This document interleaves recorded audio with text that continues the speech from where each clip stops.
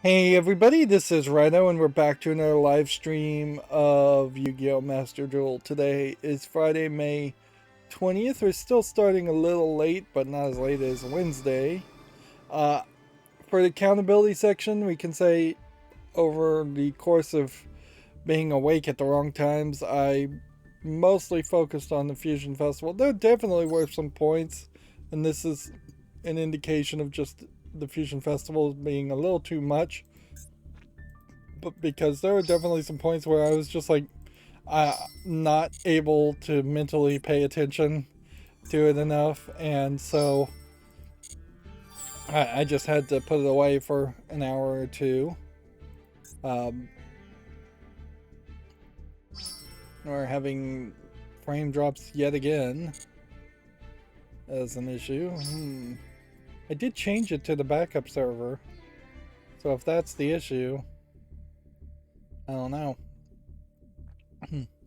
The actual bit rates seem to be kind of just their own thing. Yeah. I also updated my router firmware, but I did it hopefully in such a way that it would not really affect anything too much. Just update the software, use a version of the beta software to, since it's all beta software, that looked like it was good enough and didn't have any major bugs with it, and just install it and move on with my life. I definitely didn't want it to turn into one of those situations where I'm spending a week on my router because of bad firmware.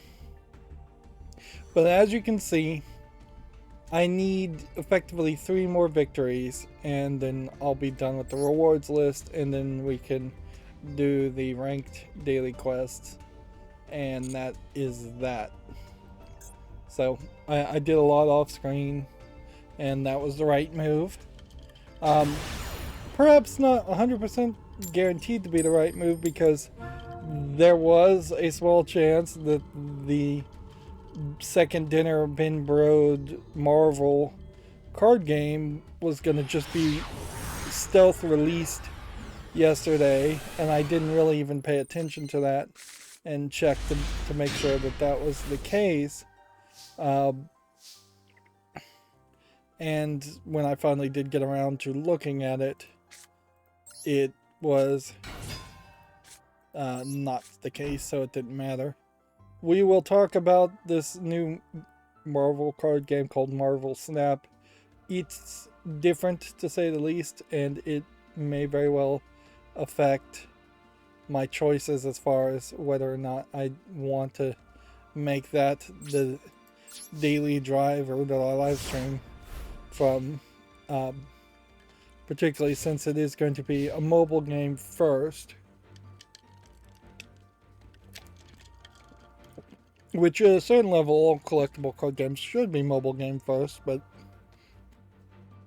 that doesn't mean they need to look mobile game first or play like a mobile game and be oversimplified. Yu-Gi-Oh! Master Duel, basically a mobile game first, but it still plays as well and probably better on PC than mobile phones. By the way, and I don't know how you were ever supposed to figure this out, but the back mouse button, I have a mouse that has 2 side buttons, one that goes forward, one that goes back. I notably programmed them to bring up the Windows magnifier, since I'm looking at monitors 10 feet away. So whenever I need to really read something that's small, it just opens and closes the Windows magnifier for me. So imagine my surprise when I hit the close the magnifier button, the back button on the mouse, on the side buttons on the mouse, not the left click, not the right click, not the middle click. This is click 4, click 5 of the mouse, not the first 3 that most mice would have. Imagine my surprise when I hit the back button and out of nowhere it pops up a window. Yu-Gi-Oh! Master Duel pops up a window saying, "Do you want to exit?" Like, I've been consistently complaining there's no way to exit out of this game, and there for most people isn't a way to exit it, because it's not like you can double right click or double left click or double middle click and get to a click 3 or click 4, as far as I know. Uh,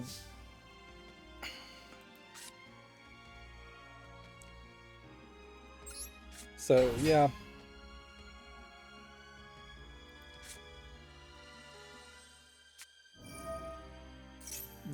there's that was very shocking, to say the least.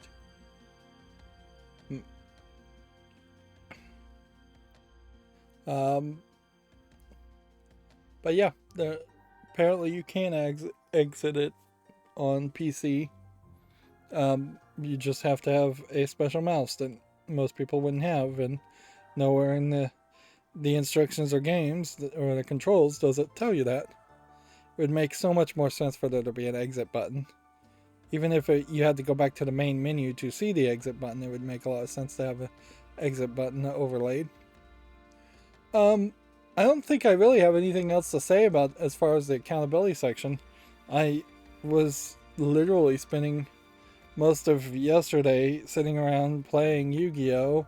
Or watching watching a little bit of Amazon Prime, which the Amazon Prime TV and video lineup is pretty awful. I started watching a show called like To the Stars or Starry View or something like that, and it had an interesting premise that I very quickly realized was just going to be dragged out. So then I started fast forwarding it as a TV series with only season 1 available, and just trying to get to the interesting parts. They make a horrible mistake, which is a mistake that pretty much everybody knows not to make, in that they introduce 2 characters that speak Spanish, and you just can't have that. You just can't have multilingual shows. If you're going to do something like that, it's going to have to be one character that's getting translated on screen for other characters the whole time, or one character that speaks very little. There was a couple of characters that like spoke an Asian language in the TV series Lost, but that was also a TV series with like multiple people, so that the pair of characters didn't take up a whole bunch of screen time. Definitely not nearly half the screen time. Plus, the premise is an old couple living together and being married together. So you already have this very cozy, old-fashioned kind of speech happening that is something you definitely don't see in TV or movies very often. And I was quite enjoying that until it really stopped being about the old couple and their relationship and this secret that they share, and became more of a mystery. And they started just adding more characters. And it's only a slight spoiler to say, by the end of the season, they have not resolved the mystery. And if anything, they've just expanded the mystery without resolving anything, which that's really irritating. I also watched on, and this is the reason I even opened Amazon Prime, is they have this new Kids in the Hall series, and so I watched all of that, and I liked it fine. And then I watched Death Comes to Town, a Kids in the Hall kind of spin-off show that is a more connected storyline. It still has some funny characters, but they're all in one world, one story. It's not just jumping from skit to skit like the original Kids of the Hall did. And Death Comes to Town came out in 2010. This new Kids in the Hall comes out in 2020, 12 years later. It is shocking watching those back to back just to see the amount of tameness that the new Kids of the Hall really lives in. And almost certainly the original Kids in the Hall, which is not on Amazon Prime, which is an idiotic mistake to make. Certainly, if you've got a new Kids in the Hall, you would bend over backwards to get the rights to the old Kids in the Hall, even if it is just in like standard digital format and looks awful. But yeah, they have to hold themselves back. They just one major character in Death Comes to Town is Ricky, and it's one of the main cast of characters playing this hugely morbidly obese character that's in this giant fat suit. And that's just a thing that they're too afraid to do now, or just not allowed to do now. As far as, we can't put somebody in a fat suit and have a character that we're making fun of as the main joke of being fat. So what happens instead is you run into a situation where the new Kids in the Hall is literally just making fun of the actors playing the kids, the actors being old. Like that's basically all they can touch. And a ton of the characters are now not being played by the main cast of characters, which almost would make sense to make a new Kids of the Hall and say, hey, let's transition over to a new improv troupe. Although I think the Kids in the Hall actually wrote the sketches instead of improving, and that they would have more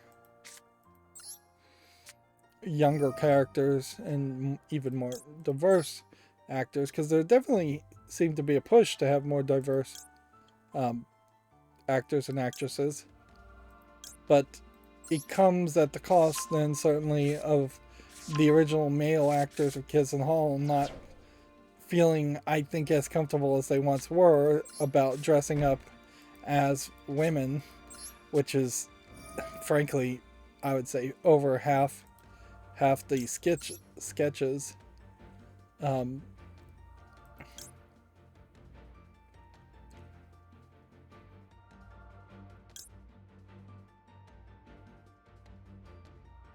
Yeah, I would say at least half the sketches are around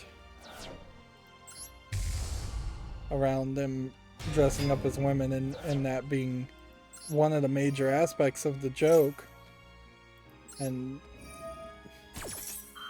they just don't feel like they're that comfortable that way.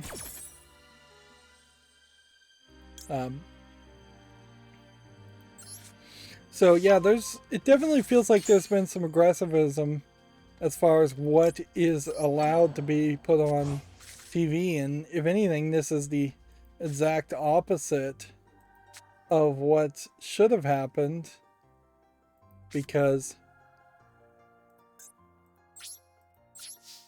Amazon Prime not being limited by any kind of FCC or anything like that, no real legal requirements there to stay clean or not go blue in your comedy, you would think it would be a free-for-all, and that Amazon Prime would be very much like a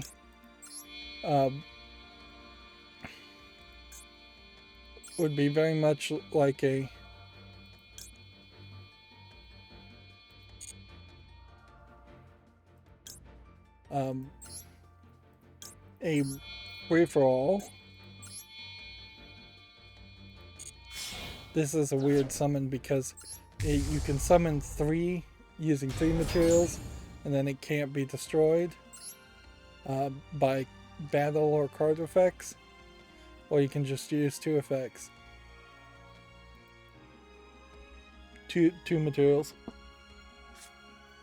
And I'm very, very disappointed both in like Netflix and Amazon Prime.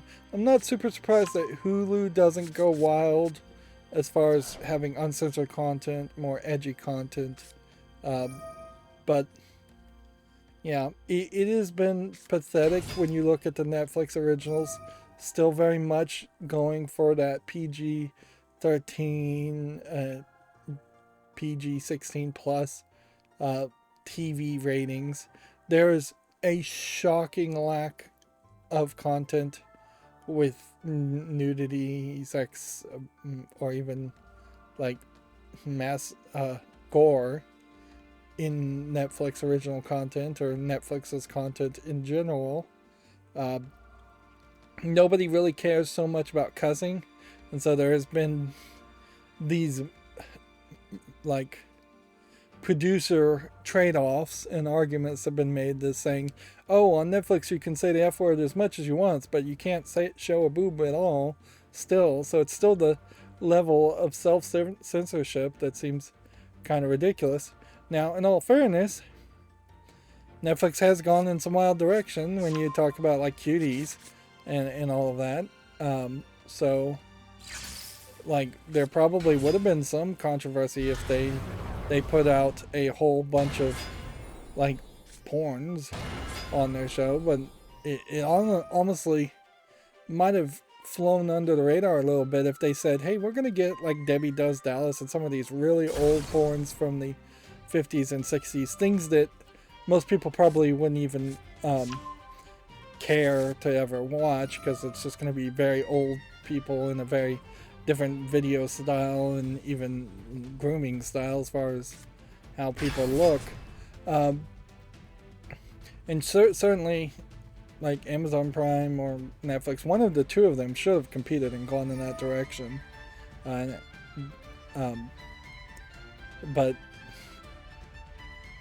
neither one really tried. Neither one of them can really compete to something like Pornhub that's just going to have millions of really low quality short porn clips.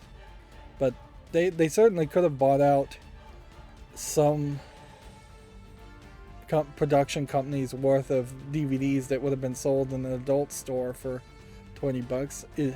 I seriously doubt too many people are going to adult stores these days and buying DVDs or falling into DVD subscription plans for adult content.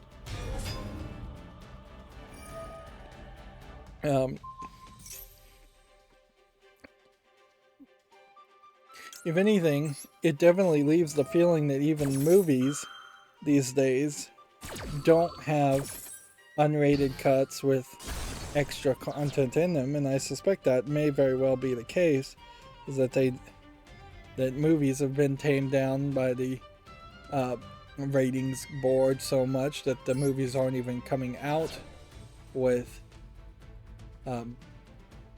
that type of content anymore.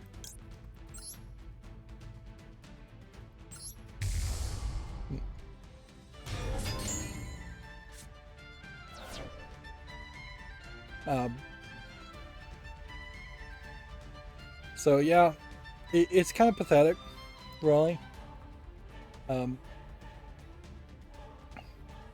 And the biggest pathetic thing around that certainly is you have these cheaply made shows like Love Island and things like that they tease like they're going to show things. Naked and Afraid teases like it's going to show things, but they never deliver, and it seems just kind of ridiculous that on a streaming service there isn't an uncensored version of that.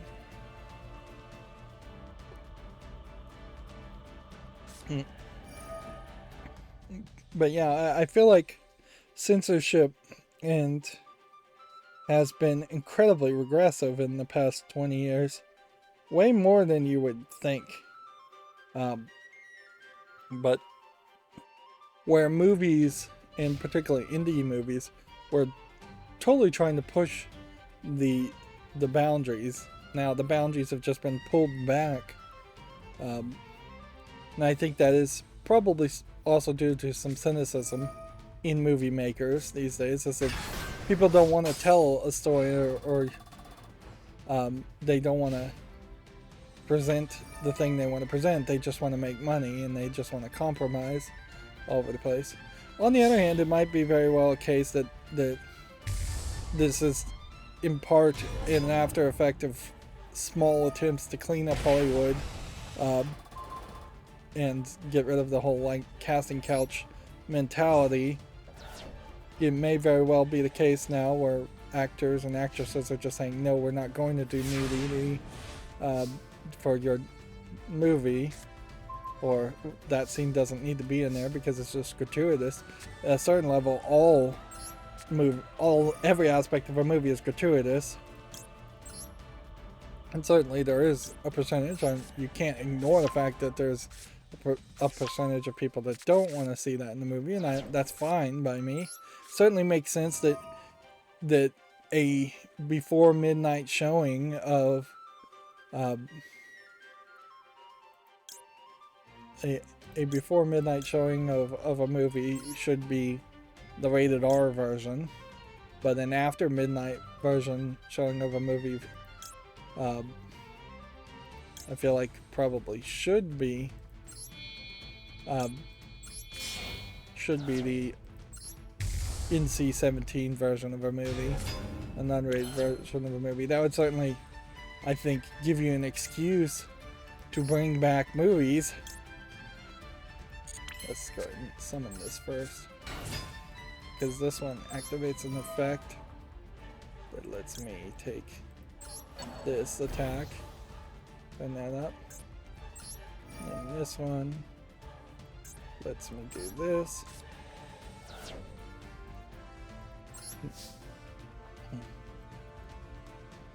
I'll just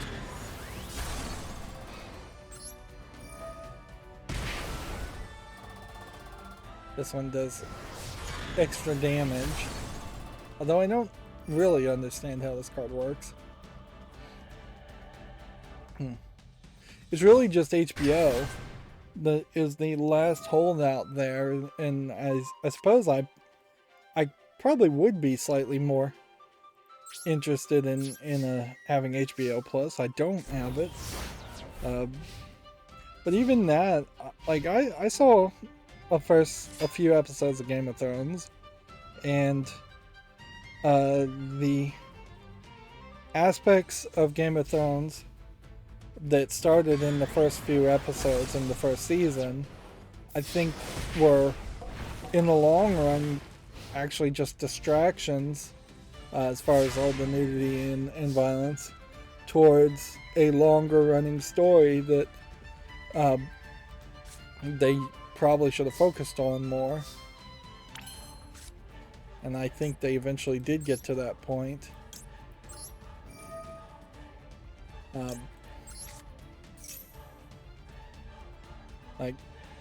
And that Game of Thrones is about the only show on HBO that I think is kind of like that, whereas any of the other HBO shows, I think, may be free to do whatever they want, but I don't think they're going as extreme as Game of Thrones did.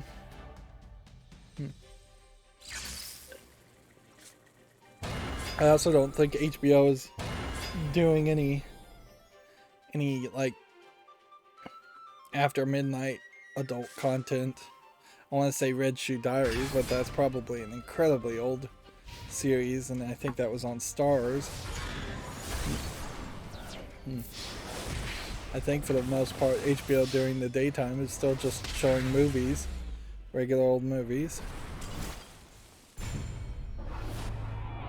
And certainly Disney Plus is going to be family friendly. If anything, that limits Disney, but I think they probably have another brand that they could release adult movies on if they wanted to. And by adult, I mean just not cartoons.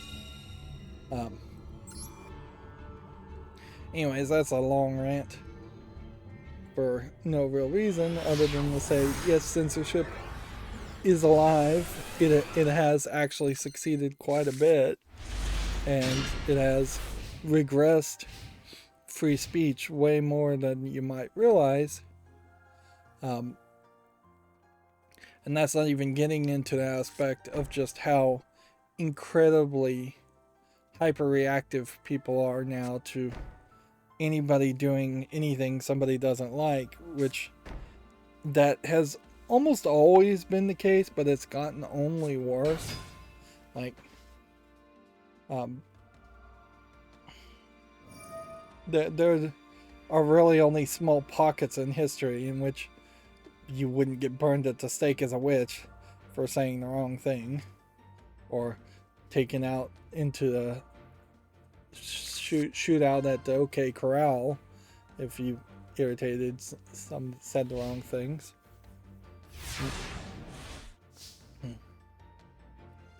Like you really have to get pre-Christian before you start to even hear, or I can even think of some societies where the idea of questioning and debating with people or throwing out different ways of thinking or different ideas was acceptable, and very possibly it was only acceptable for the mental elites of like Plato or earlier. We are very, very far away from an era of people going into the town square and debating each other, or having actual scientific debate that would actually lead to anything, anybody's mind being changed.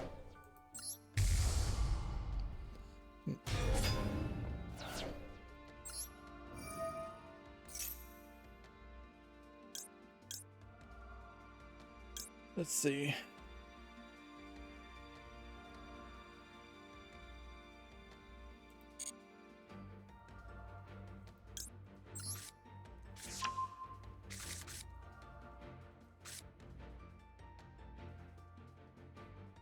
If I activated this, I could possibly get rid of this, but I don't think it's worth doing that.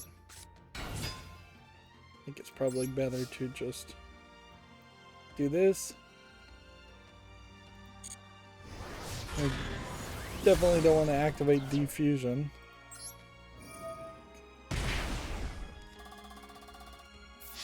Yeah. It says when this card destroys an opponent's monster, you can inflict 1,000 damage if the card is destroyed.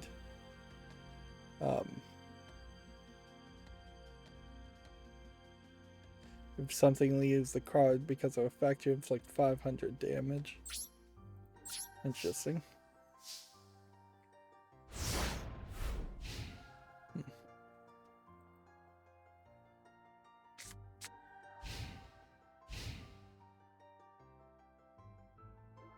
Okay. So, let's talk about Marvel Snap.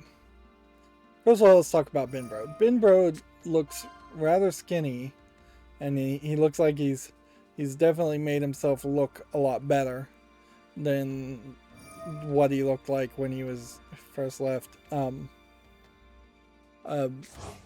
Activision Blizzard, which obviously, so they're putting him out as a figurehead, as the guy in charge of Second Dinner.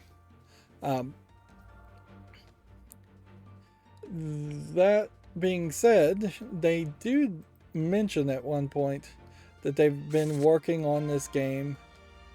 Let me just turn the blur off for this case. Let's see. There you go.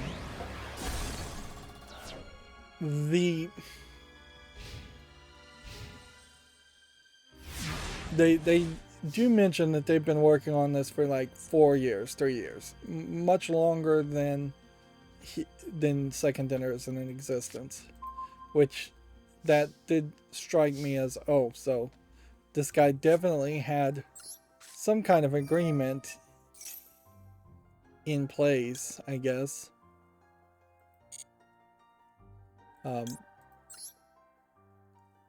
Even before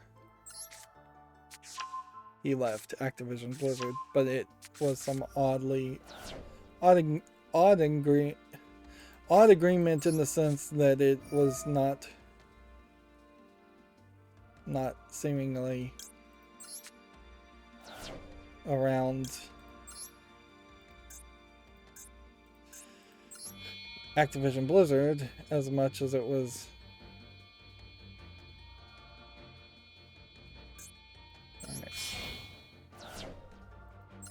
around doing business with Binbrode. Let's go ahead and play this. go and activate this effect.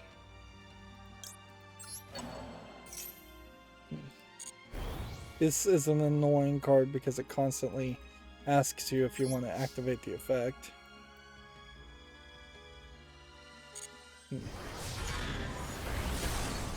Which, that's something I would like to see improved in any collectible card game, is that they would stop asking that question. That there'd be a way to right click it and just say, no, I don't want to ever activate this guy's effect. This effect is stupid. In comparison, there's very little effects in Marvel Snap. I should probably just be showing this full screen. Like, it's very nice tilted perspective artwork. It's not moving live 2D artwork, which they could have gone that way, but I don't even know if they know that live 2D exists as a technology. But it really isn't that much. Like, to start off with, you have here, give all cards in your hand plus 2 power. You have an attack and a defense, basically. And then you have a power cube that lets you double the gamble for reward. And that's where the snap comes from. And in a weird movement, you're just playing your turns at the exact same time that your opponent is playing their turns. So there is no waiting. Because of that, it's not like they're, by a traditional feeling, is a game here, as much as there are rounds that take about 3 minutes, they say. And you can see how incredibly mobile first this is, as there are just 3 lanes, and then there are, it seems like, a maximum of 4 buffers that you can do for each lane. And there is, I think, only 12 cards in the deck with no duplicates that you can play. So it's a really dumbed down, simplistic experience. I just don't think you're going to get as much variety there. They are definitely committing to adding more content. I could apply to be in the beta, but I don't think I'm going to bother to be in a closed beta around it. I don't think I'm going to spend that extra time. They are planning on having a PC version, but they're definitely more focused around the idea of it being mobile first.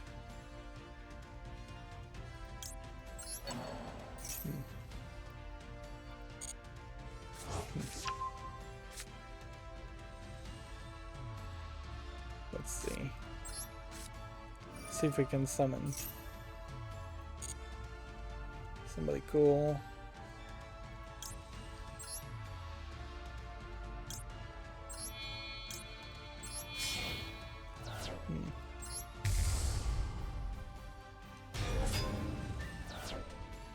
I'm about to win anyway, so I might as well just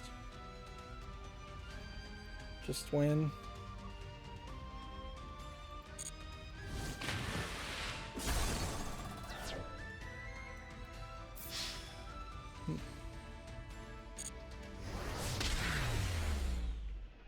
So yeah, I honestly thought, and I've been saying it for probably 2 years now, that the second the Marvel collectible card game came out from Minbrode, that would be the game I'd jump over to play. But I'm having a real hard time, and who knows what changes in the beta, and it may be a very different experience, or at least a moderately different experience when it comes out of beta.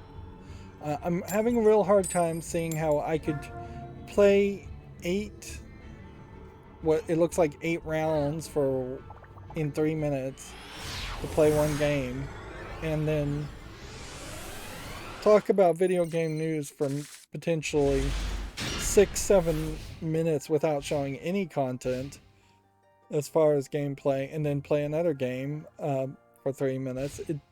It's very much the opposite of what I'm looking for as far as collectible card games. I'm already struggling with Yu-Gi-Oh! Master Duel in the fact that you auto surrender instead of it just auto ending your turn after several seconds. When because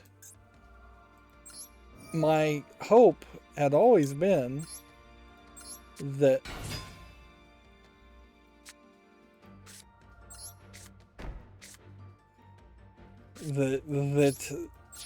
I could find a collectible card game where the other person could take their turn, and so I'd only have to pay attention half the time so I could talk about video game news, and that just doesn't feel like that's what's going to happen here.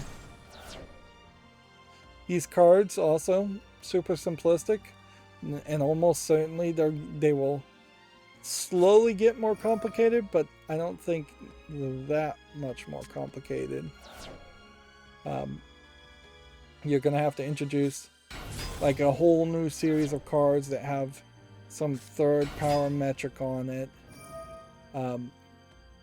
Clearly this is something that if you're going to print in the real world, you would be targeting to very young characters, young Marvel fans, which I'm not sure there are that many young Marvel fans that would have parents that would let them play a card game, even a simplistic one like this. It doesn't really feel like a collectible card game as much as it feels like a deck building game that they've just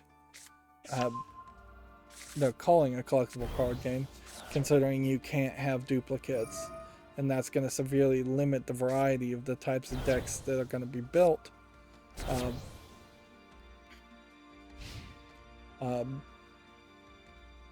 I really suspect that this might be a case that Second Dinner is just not, they weren't scaled up enough, they weren't prepared to make a Hearthstone competitor, or they didn't want to make a Hearthstone competitor, and so they've jumped over to making something way more simplistic and very different, so it feels nothing like Hearthstone, and the comparisons will be minimal.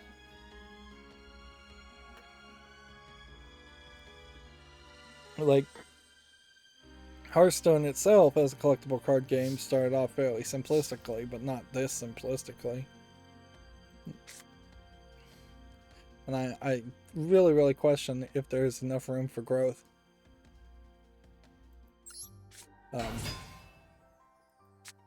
In this Marvel Snap. So yeah, maybe I'll get hyped about it later, but at the moment I am anti-hyped on it. I will play it, at least I'm thinking I will play it at the moment when it comes out. I don't think I'm going to spend extra energy to be in the beta. I don't think I'm going to spend a lot of overlapping time in which I'm playing the daily quest on Marvel Snap and the daily quest on Yu-Gi-Oh! Master Duel. I think more than likely I'm just going to lean into the idea of sticking with Yu-Gi-Oh! Master Duel. And I suppose that was just a possibility that I hadn't considered, really, that there would be something so successful and appealing, particularly coming from Konami, that it would make sense to stick with a Yu-Gi-Oh! Game in favor. I definitely feel like maybe Second Dinner would come out with a whole secondary collectible card game. I don't think Second Dinner is even solely making Marvel Snap. Like, this may very well just be Second Dinner introducing themselves as their first project, and then they quickly release something that's much closer to Hearthstone.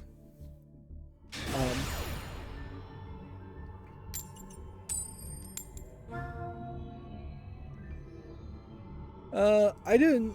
I really don't even have much to say about this as far as Susan Wojcicki, but CEOs in general, and this is just short shaming, I guess, more than anything, tend to be a couple inches taller than the average person. So, if you are going to buy into my pet theory that Susan Wojcicki is really just a weak figurehead that was put in place of Google and isn't really in charge of Google as much as Alphabet's CEOs are in charge of Google.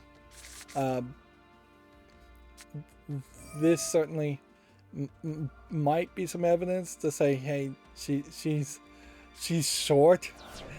And that's about all I can say. But it is just shocking how short she is. Now, I assume this is a cisgendered woman that is just really big. This apparently happened at Brandcast. I don't know who this Lizzo is. And that America's Next Bop Star, apparently. But yeah, I imagine Lizzo here is not that tall herself, and you can see she's nearly got a foot on her, and she's wearing high heels, whereas Lizzo here is wearing platform shoes, so that would probably balance that out. But then you definitely have Patrick Starr here, which I assume by the name is a cross-dresser, and he's wearing high heels and she's wearing high heels, and they're shoulder to shoulder, so I'd assume he's rather short, unless this lady is just incredibly tall, which maybe she is. But yeah, another big person.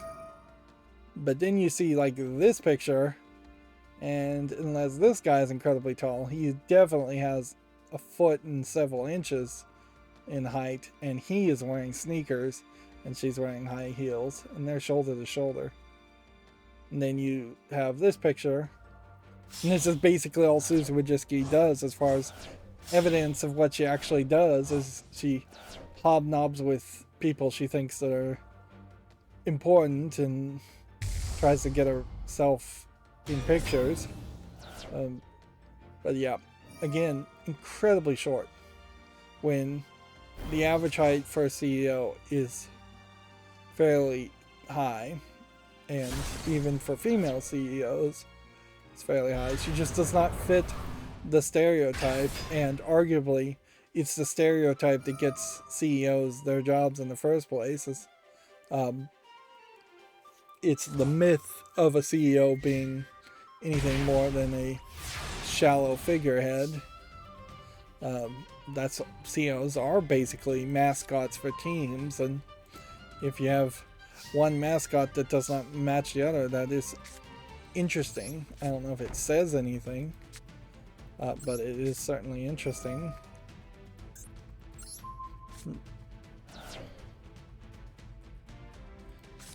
Either that, or you could just take what I just said as 100% baseless slander of the appearance of Susan Wojcicki, which, fair enough if you want to do that.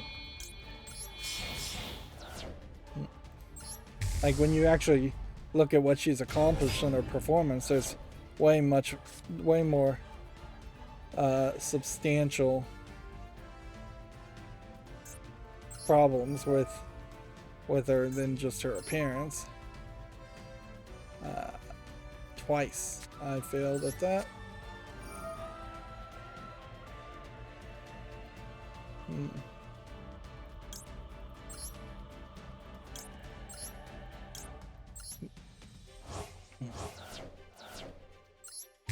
The stick is a little weird because you can banish things, but the main card you would want to use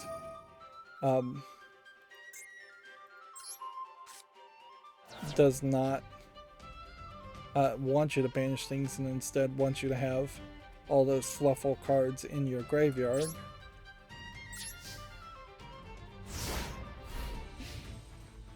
Moving on with video game news, we should have been moving further. The Callisto Protocol is going to be the cover of Game Informer, which is the almost 100% digital at this point, I would say, magazine that GameStop sells. But it is also, Game Informer is about the closest thing to a Nintendo Power by modern standards.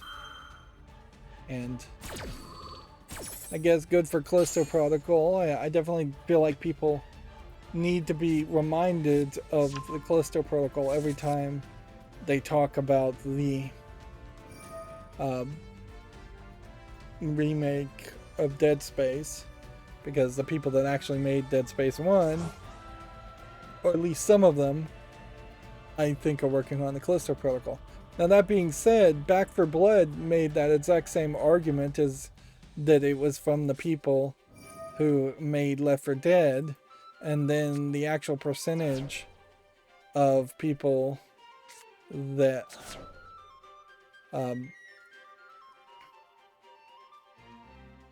that showed up on the actual percentage of people that worked on Left 4 Dead versus the number of people that worked for Back 4 Blood was very small. There was probably about 100 people that worked on Left 4 Dead 2, Left 4 Dead 1, and about a dozen that worked on Back 4 Blood as far as overlap.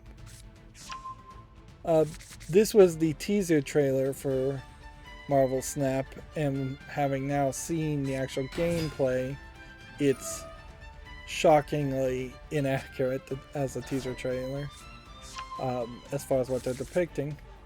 And what's odd here is I think this is Stargirl, but maybe a next generation Stargirl. I think that's the next generation Miles Morales Spider-Man. I think you've got a different kind of Groot. You definitely have a second generation, if not third generation, Iron Man / Iron Woman. So in the teaser, there is a lot of focus, certainly around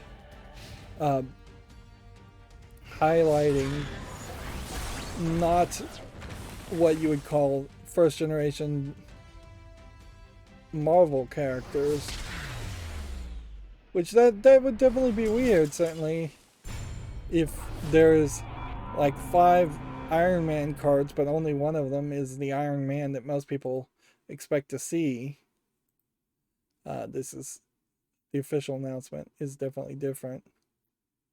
Like if you start, even if they were showing you X-23 instead of Wolverine and focusing more on that, that would be fairly weird. And X-23 is a pretty old character at this point. Marvel definitely has a desire to make new characters and replace old characters and shift titles onto new characters. And that's not going to work for all characters, certainly. It'll work for some, but there's definitely been backlash too. And then you have, if you have a character like Stargirl, which is who I assume that is, but I'm not certain, there is definitely a question there as to whether that's a recognizable character at all.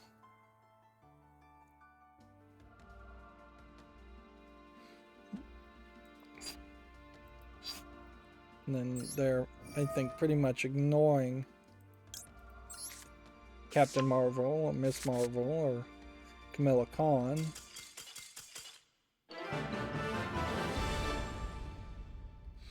I'll take a connection failed victory.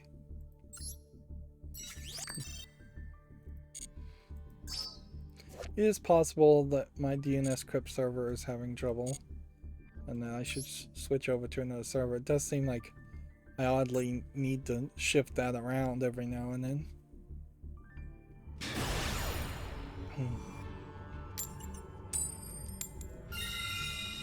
I don't know what Marvel or DC could really do. DC is probably in a much better position to do something bold and kill off Batman. Like they killed off Superman because too many Superman comics existed. Follow that lead. Kill off Bruce Wayne. Kill off Batman. Let the Bat family spread its wings, and either succeed or fail on its own, and introduce a lot of new characters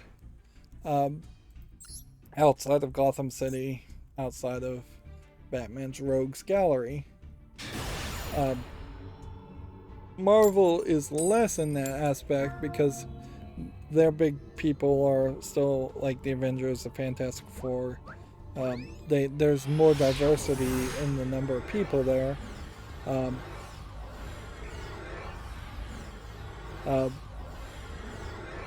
I think a certain level, the problem with Marvel is that they're too New York centric, too Earth centric, and they could do with being more varied in locations. The other thing, certainly, that I think both Marvel and DC fail miserably on is the writers can't write, and it's almost impossible to write a story in what feels like 16 pages of comic book panels.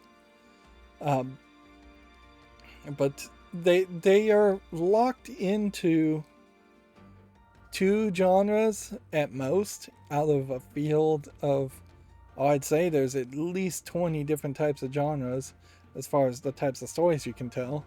There hasn't been a single romance comic written by Marvel or DC, I think, probably in decades. There's an occasional mystery, but no consistent mystery. I don't think there's any gore comics. It's just all action comics, really. That's about the only thing that they tell. There's definitely no deep, thoughtful comics that are consistent. There might be a story arc that tries to be slightly deep and thoughtful, but it's beyond the ability of the writers. I mean, if you compare the types of stories told in comics compared to the types of stories that would be available to read in the library, there's just a huge day and night difference as far as the variety there. So if they start going in different genres, that would make a lot of sense. Alright, well, that looks like that is it for the Fusion Festival. It's still too demanding, frankly. I still had to play off screen a little too much. Overall, I doesn't really feel like it needed to be that much, require that much gameplay. Here we have another survey, but it's not promising any rewards, and frankly, I don't even know if it's worth 50 gems. Let's go over to the shop and let's see where we are here. I almost feel like some of these packs are new. Okay, we have exactly 10 Fusion Reward packs. So we can open all 10. And we have exactly 20 of these. So let's see how this goes. We have a new card. This is a good one. Mahal Velo. And that's a rare. And then supply. It's a normal. Is there a specific reason why that would be in the Fusion Festival? Or is it just a case here where they are trying to give us cards that they think would be good for me? Certainly Black Skull Dragon as an ultra rare is a card that I recognize and could see wanting and using. Although the problem here is certainly how many decks am I going to spend the time building, and how much variety do I really need to have to play, because I can only really jump between maybe 3 decks at a time. And if I can get anything that's even close to a budget top tier meta deck, I would focus on playing that budget top tier meta deck, or even a top tier meta deck in general, that it wasn't budget. It definitely seems like there's a limited card pool from this. So opening all this, I suspect it's just going to give me all of those cards, or most of these cards. Yep.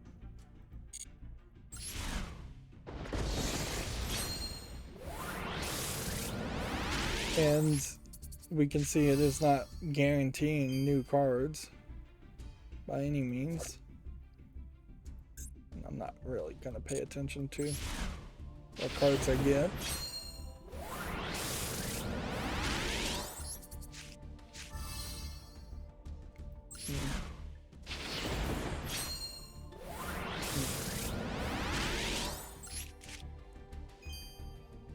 Some of these cards are pretty old because I recognize them.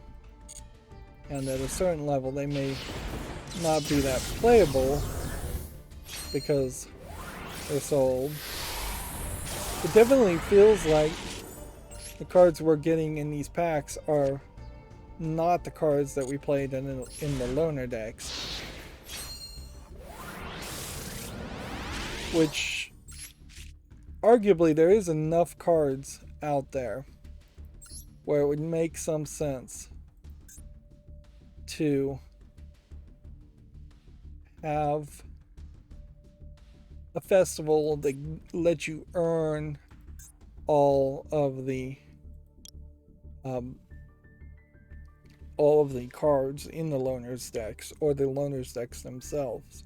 So if 1/3 of the way through you got one loner deck and just that entire deck of cards was handed to you, that would have been nice. Yeah, we can see that the pull rate here is not particularly a lot of cards. We want to get this and there's a high chance of that. We want to get that and there's a high chance of that. We want to get that. There's a high chance of that. But arguably I'd want to get 3 copies of each of these, and I'm not sure there's a high chance of that. And then it gets less likely that we're going to be able to get this ultra rare, this super rare, and this super rare. And you're not really going to have any other opportunity. Best case scenario, you do as I just did, and you have 20 tickets that you can spend. Like, there was no way to get any other tickets as far as I can tell. Not with real world money, not with more playing.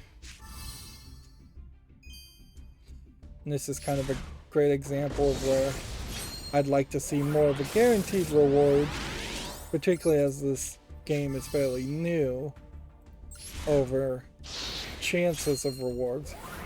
That's where free-to-play games get really annoying, is that they are definitely trying to push only chances. So you could be a lucky player and get everything, but more than likely you won't be a lucky player and instead will only get some or most of everything. We're looking for news.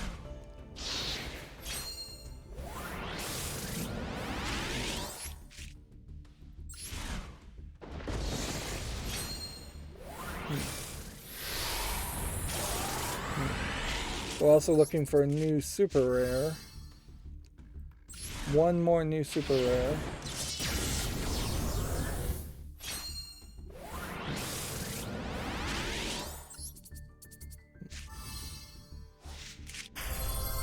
So I do believe at this point I probably have all the cards, but I may not be able to go back to the screen to even check.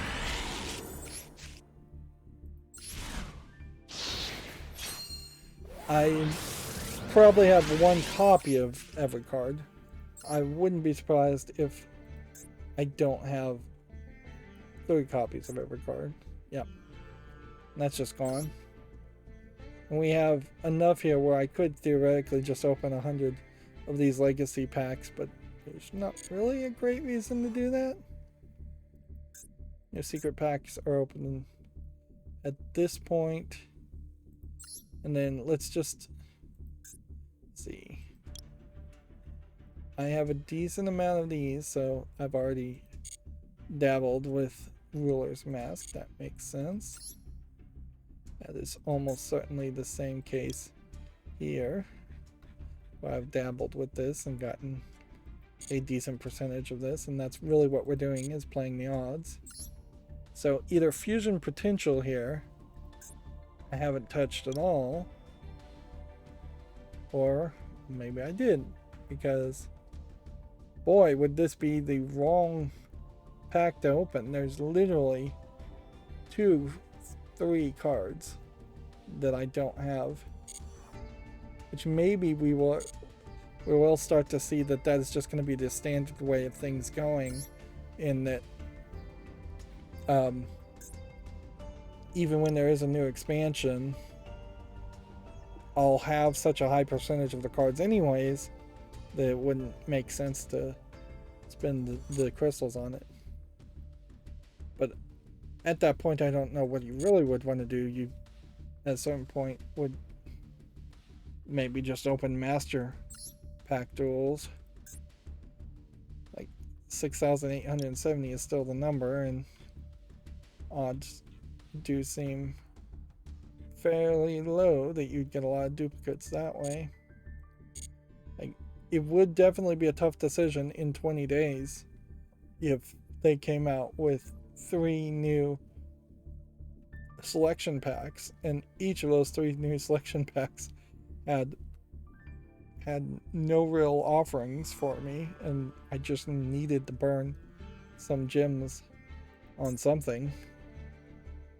We have purchased all these decks 3 times, and unless they have sneakily added something, we've purchased everything there. 26 days from now is the end of the gold pass, and then these bundle deals don't seem like they are going away anytime soon. Let's hop into some regular old ranked play now. I guess I could have gone into the deck and seen how many cards I could turn into crafting points. That is still the one thing I'd like them to tweak, and I feel like early enough that they could say at a 6-month anniversary, 1-year anniversary, we're going to overhaul the crafting point system and merge them together. It's actually better for Konami if they did let stupid players waste a ton of their crafting points making ultra rares and never crafting normals, because they would almost certainly waste their crafting points that way. We need to hurry up. See, Xbox once again celebrating gaming and disability community at the Global Accessibility Awareness Day. Very slowly, I feel like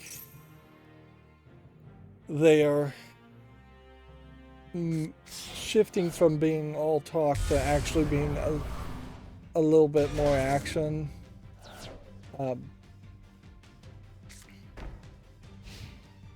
As far as what Xbox is actually doing for accessibility. That being said,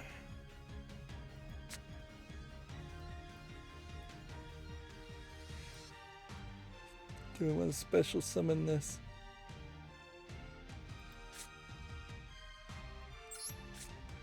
I think you start with this.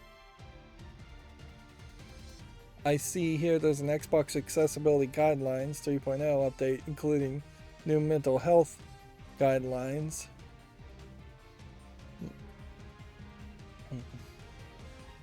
Which, the idea of mental health is good as far as an accessibility thing, but a lot of times when people start talking about mental health, what they really mean is something completely different. They mean something that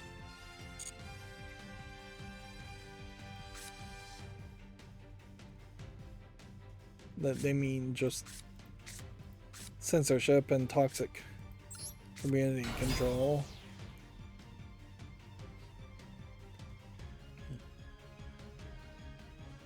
Proof is very much in the pudding as far as how much a lot of this is.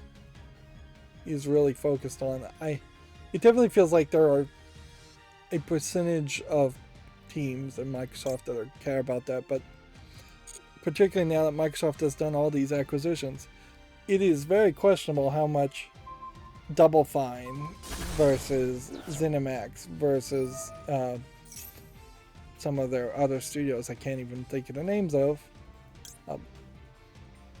Like, it is definitely questionable as far as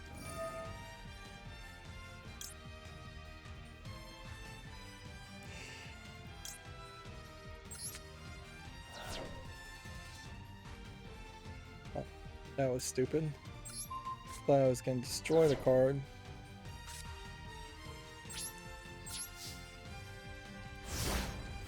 Yeah, I think I'm mostly rambling now.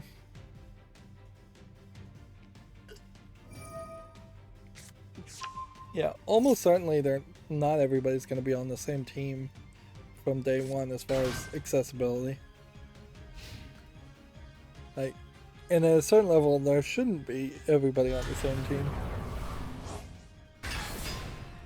Either there is an admission here that there's nothing new to add to games. You can't make the videos, the story better. You can't make the video and audio better.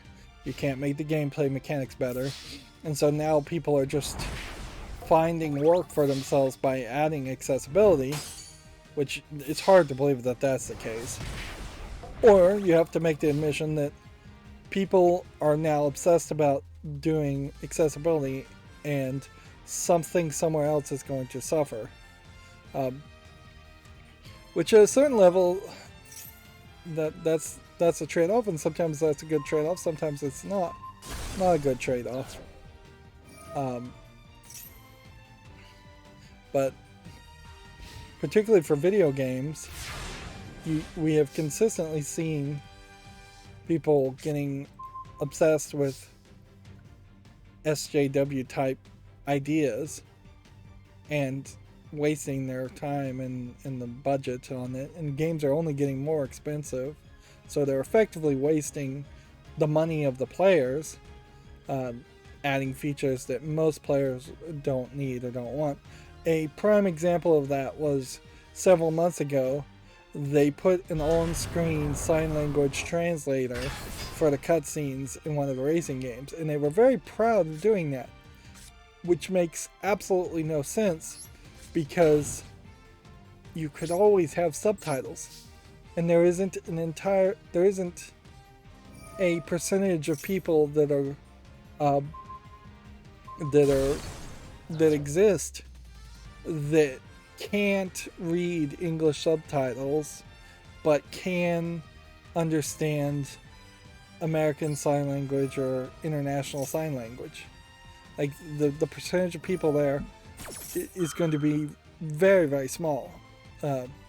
Even amongst the disability community, you're talking maybe less than 1,000 people on the entire planet. Now, arguably, maybe if you had a baby and you taught the baby sign language, and they'd gone a little bit further and they weren't quite at the point where they were in school learning to read, that might be amongst that 1,000 people that I'm estimating exist on the planet. But then you're also selling that on a 16 plus racing game, so that completely eliminates those people. It just didn't make any sense at all. And at a certain point, we're going to start to see a backlash from actually disabled people coming out and saying, hey, you're just pandering, you're not listening to us, you're not really helping us, and you're sending out completely wrong messages just to pat yourself on the back and not helping us in any way. I don't want to state for certain, but there is an autism awareness group, and any awareness group is suspect to begin with, that is very much in that position where they actively have like only one employee who has autism in the first place, and it's not in a position that they actually listen to, and they send out like some horrific autism awareness messages that is not the messages that people with autism find helpful or want put out there.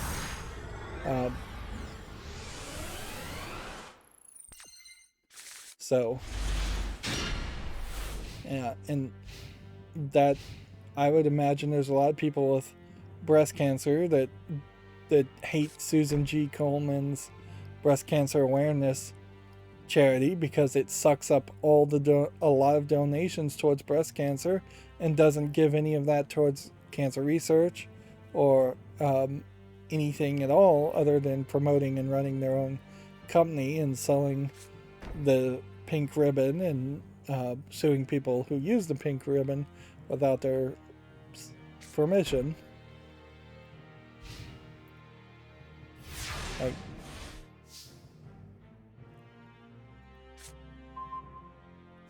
I wouldn't be surprised if there's already people with disabilities that get frustrated seeing how ineffective and pandering the disability options are on video games, on as much as they're getting frustrated when they play a game that just doesn't have any disability options at all.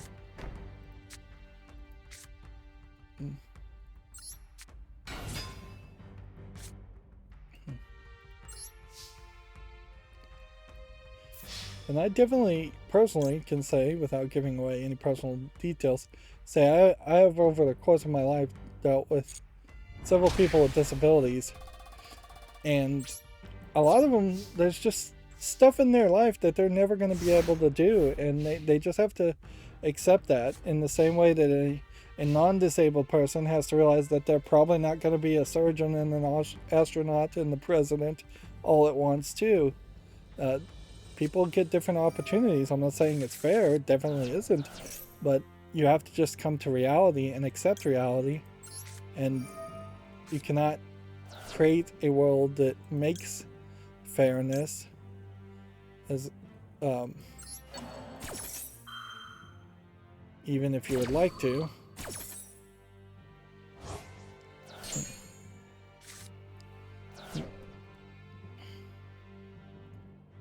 Let's see.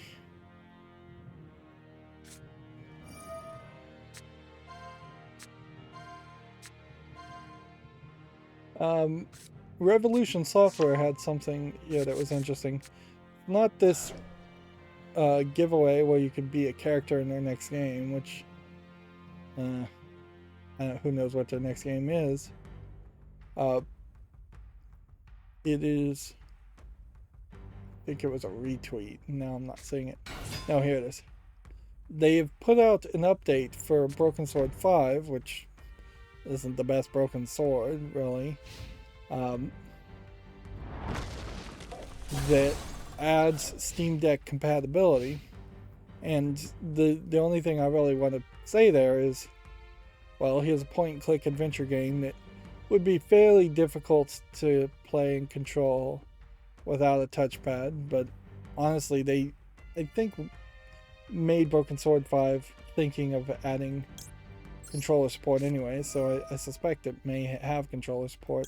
So it wouldn't be anywhere as difficult as, say, playing Broken Sword 1 on the Steam Deck, I suspect.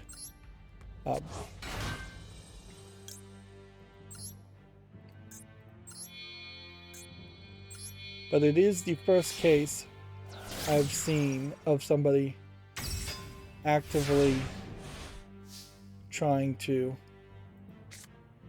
update or tweak their game to add Steam Deck compatibility, which does give some hope to the idea of of more of that happening.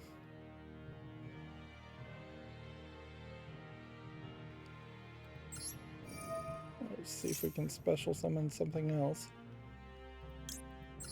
Might as well put it on the field. Alright.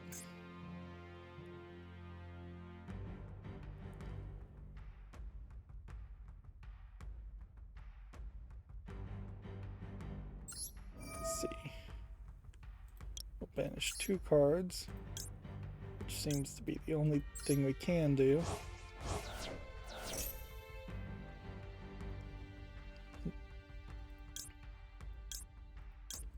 I'll summon this. Boy, I'm summoning some pretty low-level attackers, but it's letting me do it very fast.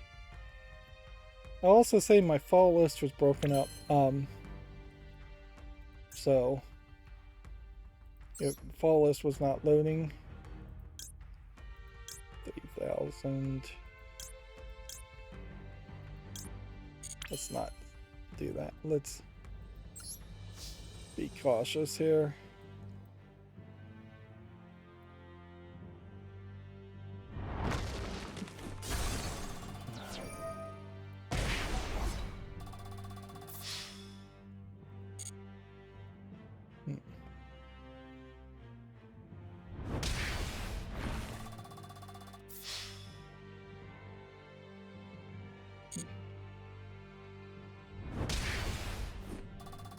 Like, ideally what you would want here is you'd want to be able to fusion summon these 3 characters and then activate one of these guys' ability. So does this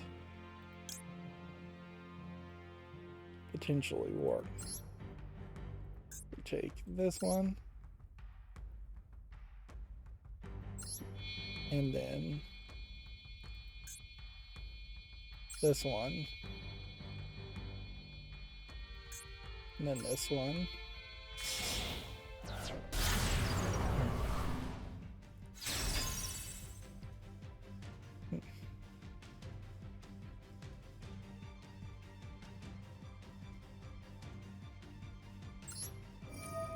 Then activate things. Just hope all of these things that are activated actually do something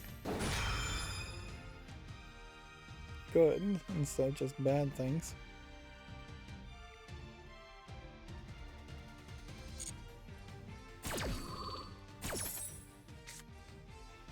Draw a card. Return that to the deck, that's fine. Send the card to the graveyard. I think this one in the graveyard.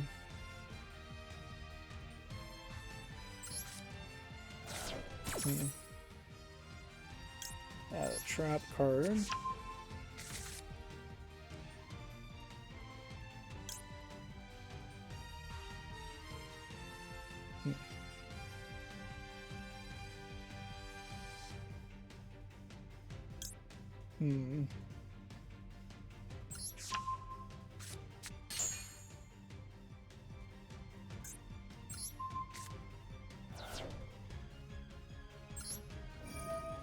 And activate another card to add something to the hand.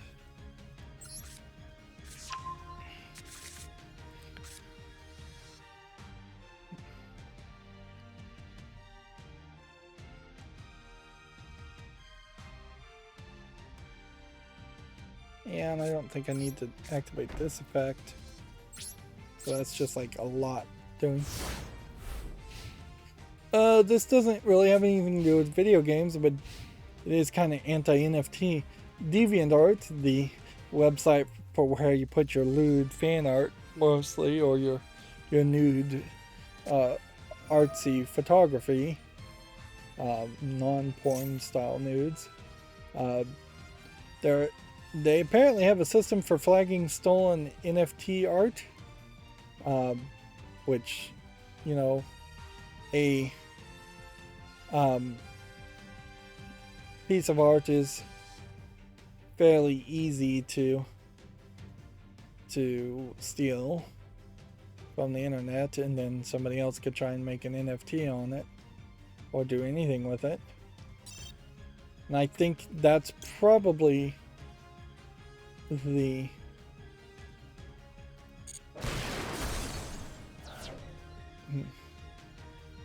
that's probably the direction we're going to start to see people going, is that we'll see active software and active actions against NFT as much as we've seen a push towards NFTs. But at a certain level, that is a tool for detecting that your art is stolen.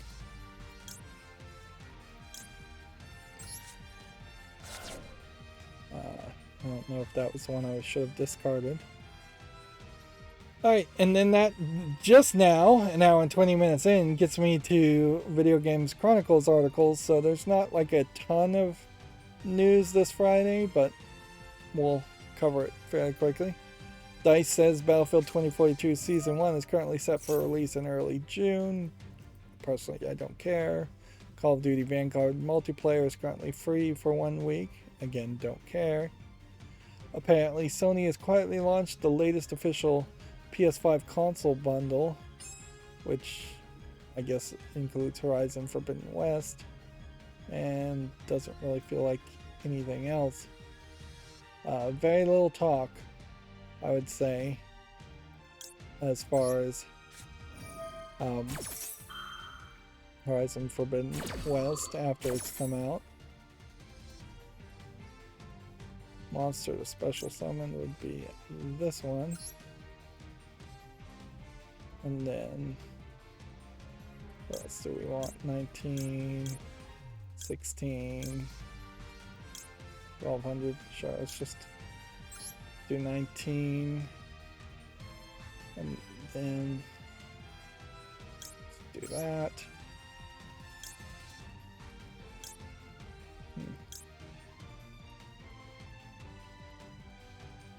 That.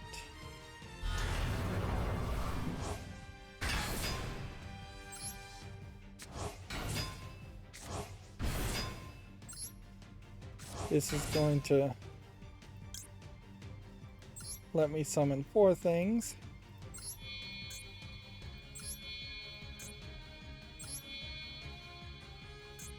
Now, it's a weird sequence, apparently.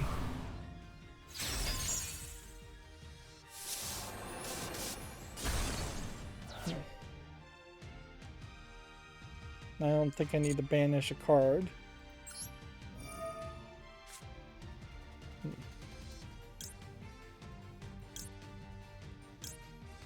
And we'll trade off some things.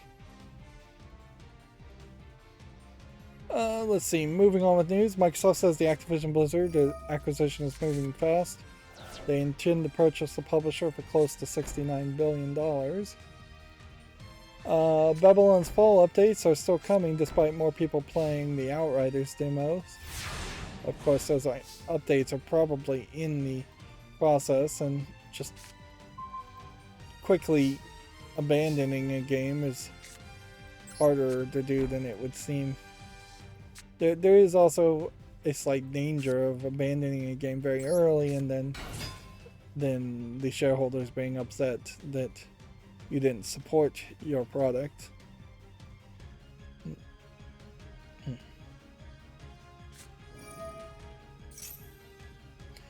In yet another story of accessibility, Sony provides an update on God of War Ragnarok's accessibility, but still no release date.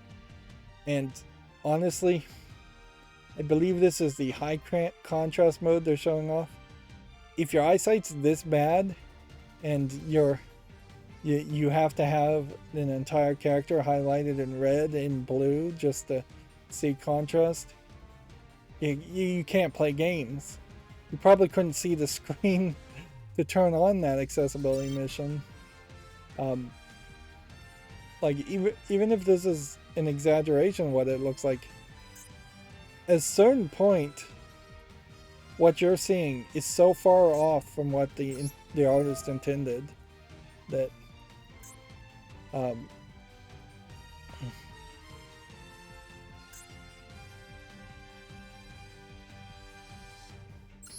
like it's just kind of going to be ridiculous.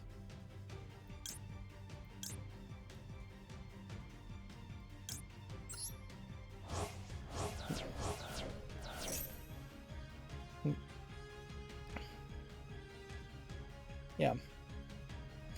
If you're deaf, you can't listen to music. If you're blind, you can't read books or enjoy paintings, I guess would be a better one.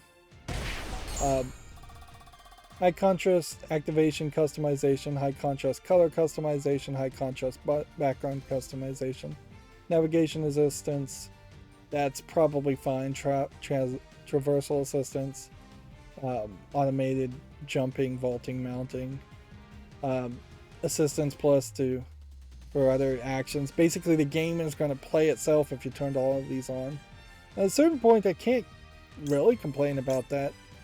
Like I play my favorite game on my cell phone, Destiny Child, plays itself. The reason I love it so much is because it plays itself.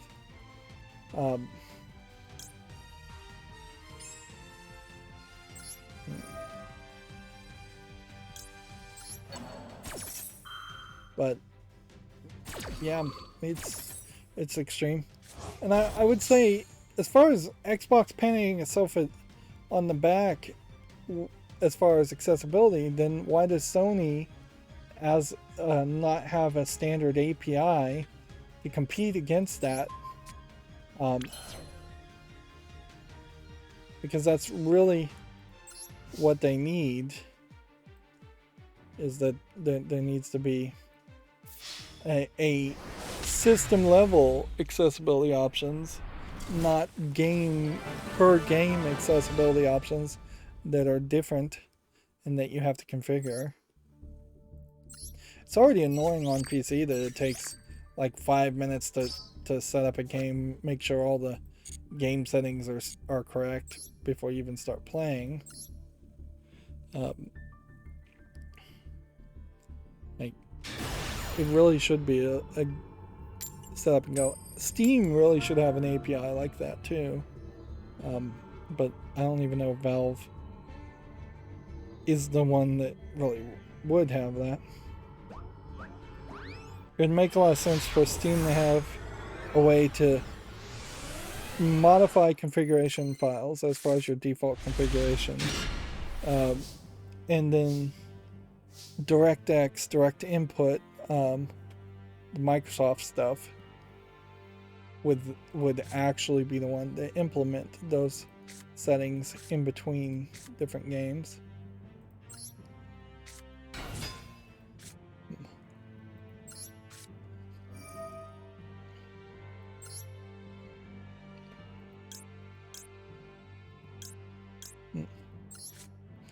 And yeah, not to get into a rant, certainly, because certain people will almost make the claim, well, if these accessibility options don't affect you because you'll have them turned off anyways, why is it a problem? The problem is in the headline right now. Still no release date. Like, the game is being delayed because they are focusing on these features. And let's be honest, almost certainly the game is going to be worse because they're focusing on these features. If we had infinite amounts of programmers and infinite amount of times, it wouldn't affect you.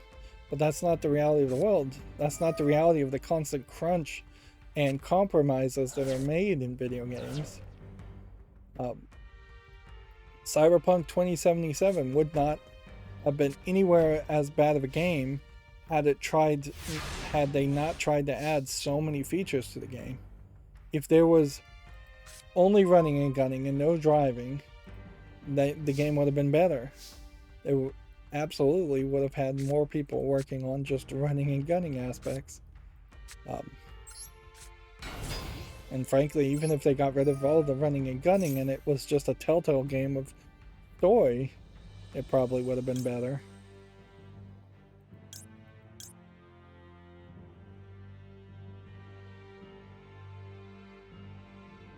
I wonder if I could activate that effect as it's being targeted. Let's give this a try. Nope.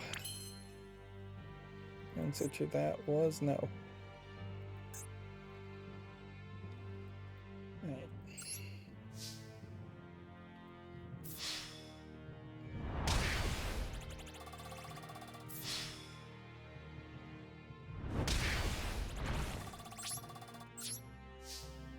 Moving on, a low-quality Modern Warfare 2 clip has reportedly leaked. Infinity Ward sequels expected to be unveiled in June. For the first time in 8 years, the Xbox has outsold the PlayStation in Japan last week.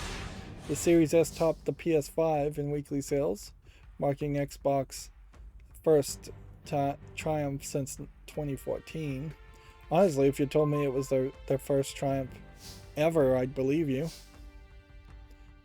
Again, I have to assume a lot of that is a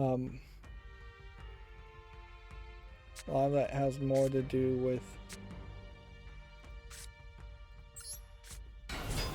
a focus on availability more than desirability.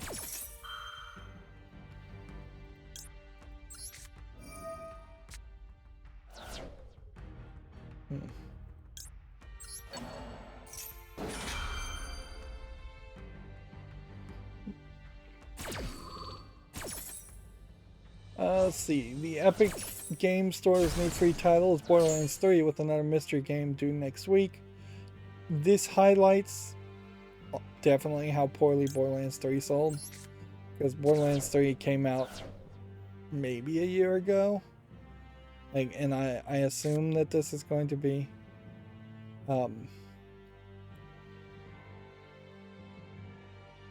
this is maybe going to be a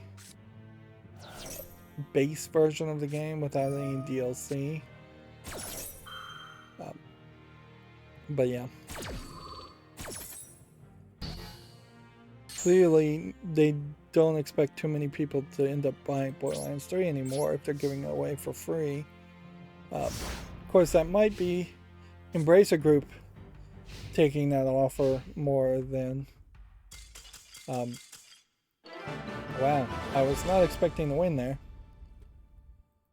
That might be Embracer Group taking the offer more than Gearbox taking that offer. Also might very well be just an emphasis on how much they really would like you to think of Borderlands as Tiny Tina's Wonderlands instead of thinking of Borderlands as Borderlands. Let's see. Moving on, Witcher 3's next new-gen version will be released in late 2022.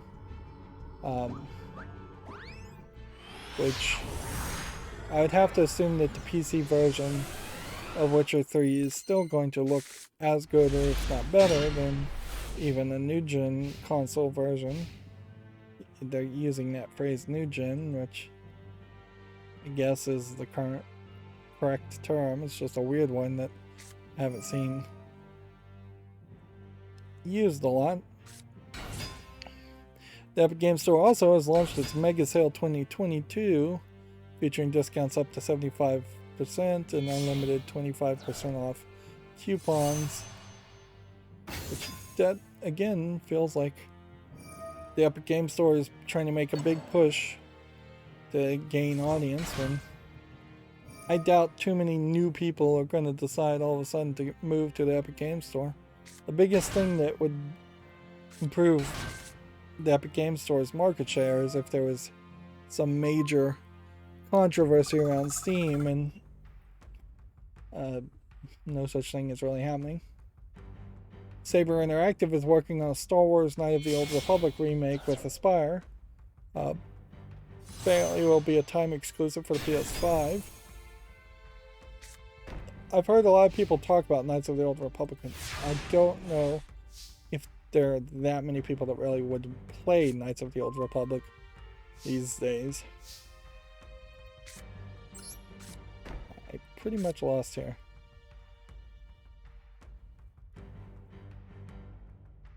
Nothing is in the graveyard.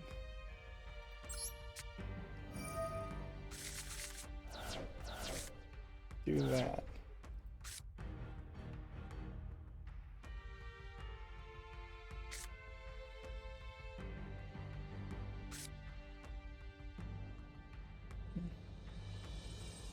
I think you set this one down. And then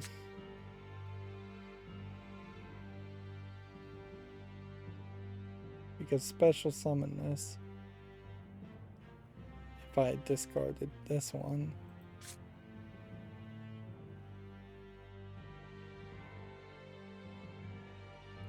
But we set this, and this should work nicely with that. Alright, well, see how this works.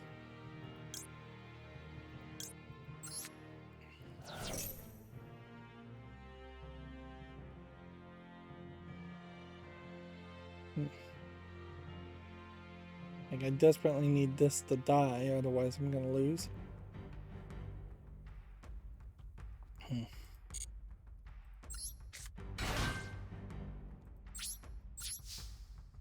Let's see, Assassin's Creed Origin is getting a 60 frames per second patch next week, which I would have almost assumed for certain that there already was a 60 frames per second patch happening.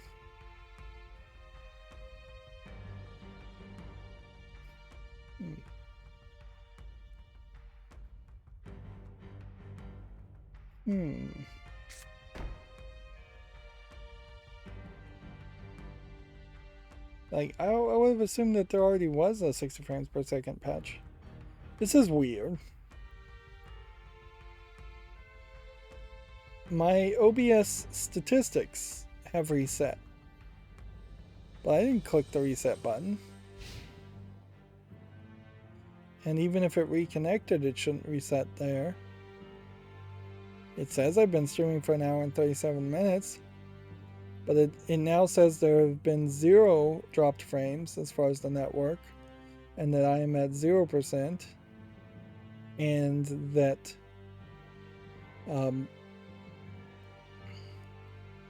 that my network is perfectly fine.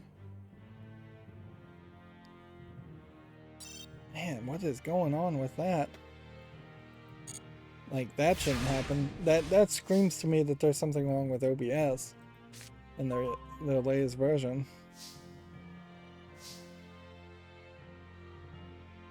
And the number of frames it says is 350,000.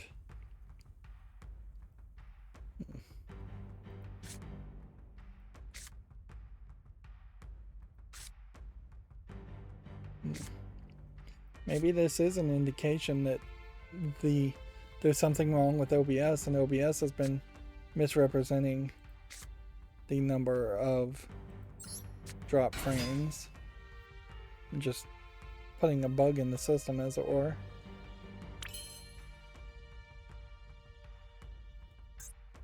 Yeah. Let's go and just flip this.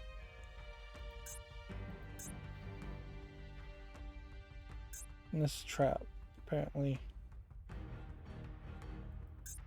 doesn't activate even though I have like 10 banished cards. Alright.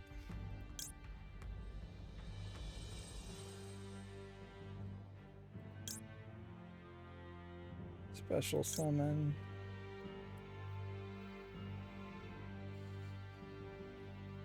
This is not enough attack.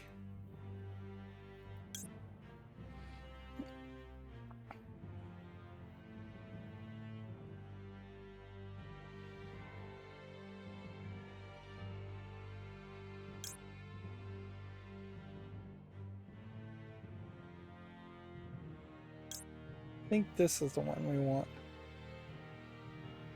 Yeah, we want this one. And then we want to do this.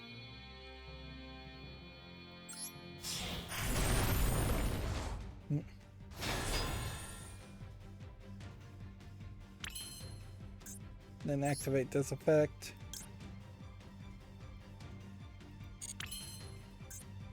Activate this effect, and I don't know why I have to activate the effect twice, but whatever. Destroy this face-up card.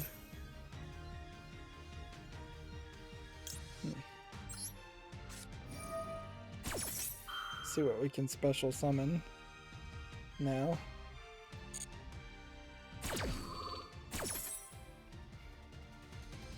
Basically nothing.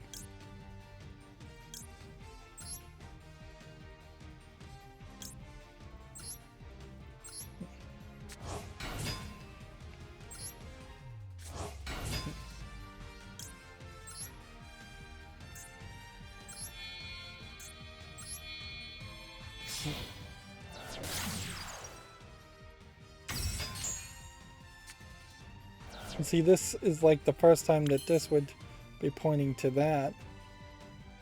That did not let me succeed there.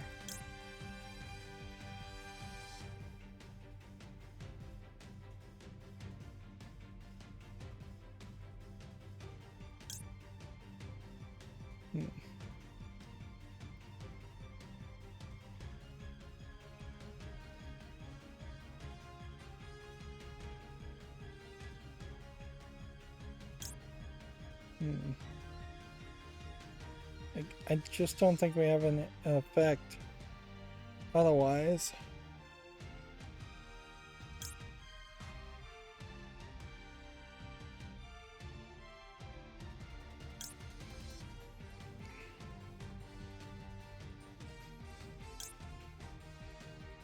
Yeah, let's just try this.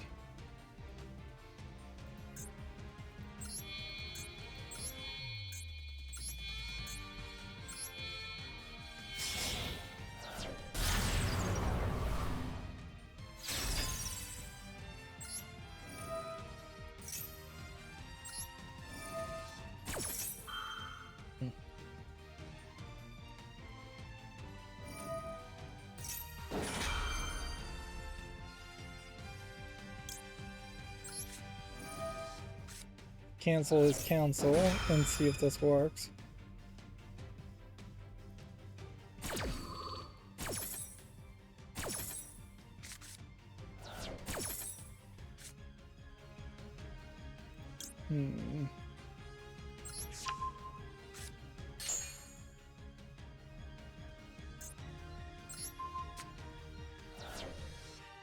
Well, that put me in a weird position, but it reset everything.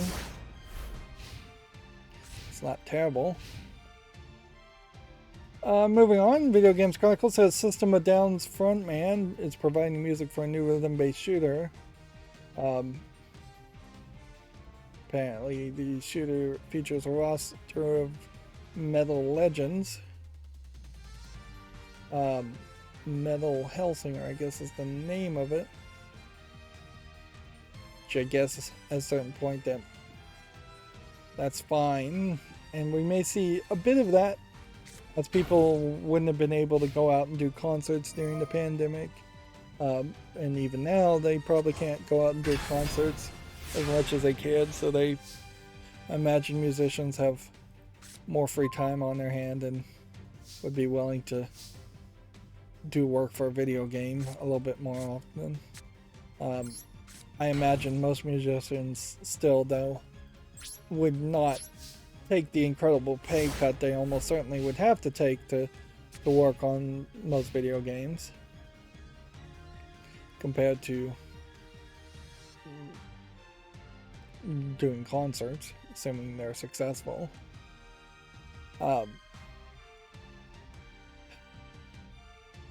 The apparently scrapped Ugly Sonic movie design has a cameo in a new Chip 'n Dale film, which, okay. I don't really know what this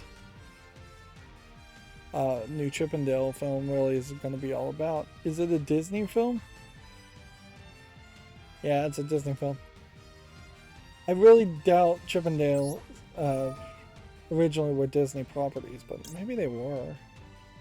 It's kind of hard to even remember. Yeah, I guess they were Disney properties, come to think of it.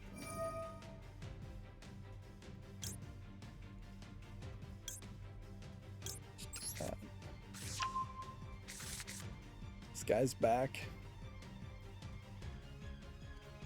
But memeing on your own mistakes is, I guess, admitting your mistakes and making light of it, but also I could see some people being upset about that.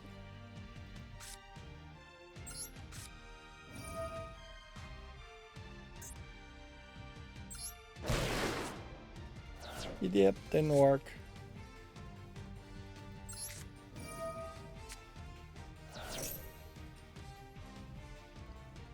This card is almost impossible to kill.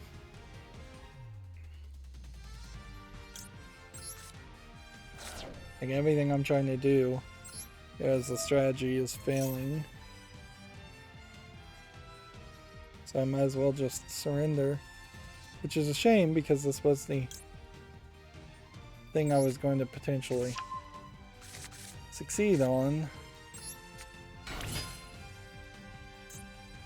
Let's activate this. Do 4 cards. I don't think it really matters what 4 cards you banish.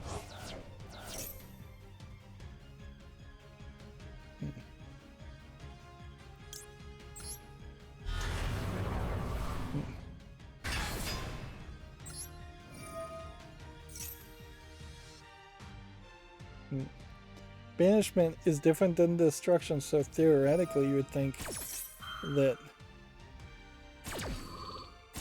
I could banish this character.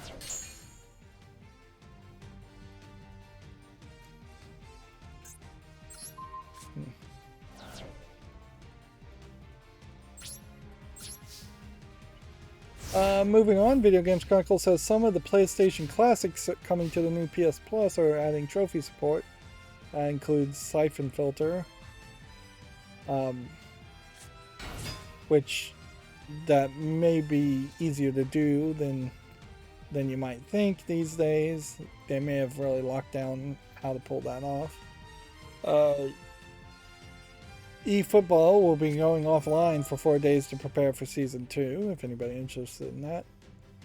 Take-Two and Zynga will merge on Monday in one of the industry's biggest ever deals, which, looking at all the pictures of these games, it really feels like Take-Two and Zynga together is really just a collection of mobile games that not too many people, I think, really care about. Some people play things like Wordle, or Farmville 3, but I don't know if people actually are playing Farmville 3 as much as they played Farmville 1 on Facebook, and that was it. So like a big merger there.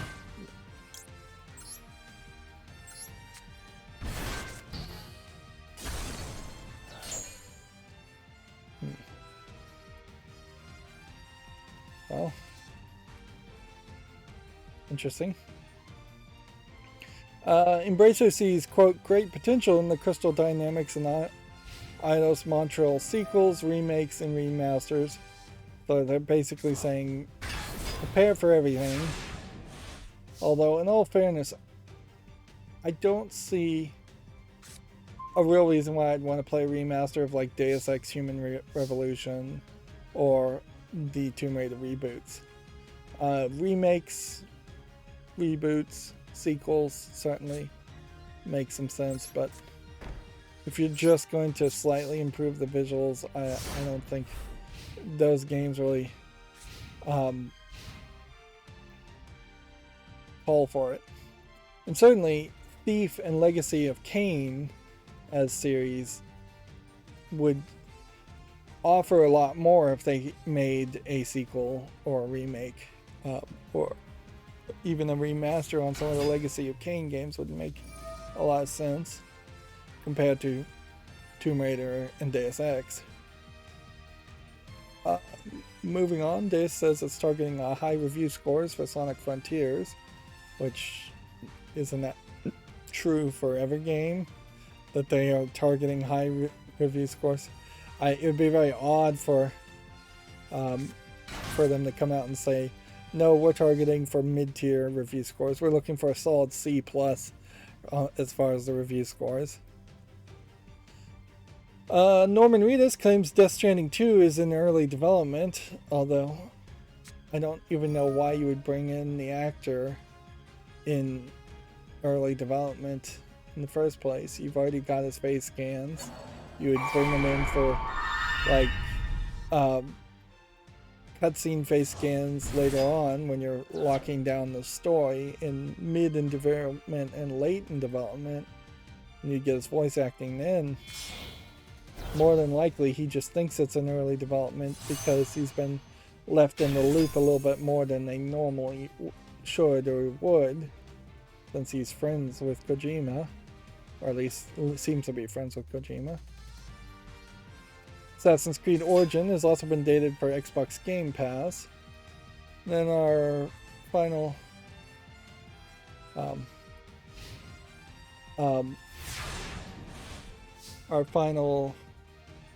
Video Games Chronicles thing says the Ugly Sonic cameo Chippendale director says he wants to thank the lawyers, which, yeah, I imagine the lawyers were more involved in that than you would think. I think we'd already talked about this Komatsu article about the Sniper Elite 5 kill cam enhanced trailer and screenshots. Fairy Fencer F Refrain Chord has a debut trailer, details, and screenshots. If I recall correctly, I think this may be a different gameplay mechanic for this sequel to the Fairy Fencer whatever series, so that I also wouldn't be surprised if the refrain chord is not so much refrain chord as one word, but refrain comma chord, and that the refrain subtitle is a fancy way of saying a remake of a previously existing Fairy Fencer F game. There definitely was at least one Japanese series that used the subtitle refrain as a way of indicating that it was basically a remake. The sequel to or spiritual sequel to My Lovely Daughter, My Lovely Wife for Switch and PC launches June 8th. We've kind of already talked about this. Nexomon plus Nexomon Extinction Complete Collection has been announced for the PS4 and Switch, and I assume this is some kind of Pokemon clone. It definitely looks like a Pokemon clone. In fact, it looks really good and highly polished for a Pokemon clone. What was this coming out for? PlayStation, PS4, Switch, not PC, unfortunately. So, if it is on PC, I don't know about it. Yep. Sure takes forever to lose here, and I guess you want to fight to the bitter end if you're trying to get up in rank, but yeah, it's frustrating certainly to spend so much time on a game that I could have told you I was going to lose in the first 5 minutes. Maybe I should just surrender at a certain point and save myself the time. Probably would be the logical move, particularly if I've already gotten all the daily quests done, which I don't think I have. Let's see, Oddworld Soulstorm Enhanced Edition for Steam launches June 21st. Some of this feels redundant. on Gamatsu's part. Gloomhaven is coming to consoles in 2023. See if we can check this trailer and get a general idea of what Gloomhaven looks like. Looks like it's kind of a fantasy turn-based RPG. Yep. So as far as daily quest goes, let's see. Activate spell cards, done now. Destroy a card in ranked. Some of these are pretty easy daily quests. I feel like some of these are also new. I don't recall seeing activate spell cards or activate trap cards as daily quest. Normal summon monsters. Win one ranked duel, which apparently I did. Special summon a ranked monster. And then that. So that brings me down to just declaring an attack to a monster in ranked duel 3 more times. Also, I've managed to move up this count past the halfway point as far as special summons. And this is totally complete, this is totally complete, this is totally complete. And they're gonna they just introduced this system and they're gonna run out of room already and have to scroll around.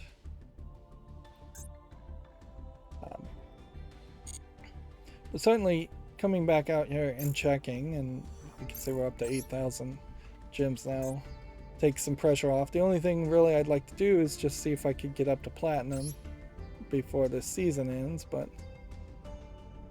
that's not likely to be the case. Famitsu's sales have been updated. We could spend a little bit more time on this. You can see the top 10 spots are all Nintendo Switch stuff, which I think probably highlights how in Japan, if you come out to buy Nintendo Switch Sports, particularly if you're buying a Switch for the first time to get Switch Sports, it would make a lot of sense that you could come out and buy a lot of other games. It's not till eBaseball in the 11th position that you even see a PS4 listing, and it's not until the 13th position that you have a PS5 version. And then the hardware sales for that week is 50,000 for Switches, actually closer to 60,000 for Switches, and then a massive drop off on Xbox Series S being 6,000 units, and then a massive drop off to only about a third of that for PlayStation 5. And I assume again that might be availability, but that could also be, frankly, a case that Switch Sports came out, everybody was either buying Switches or focusing on Switches so much that they didn't even think about the PlayStations. Like, I wouldn't be super surprised if it was a case where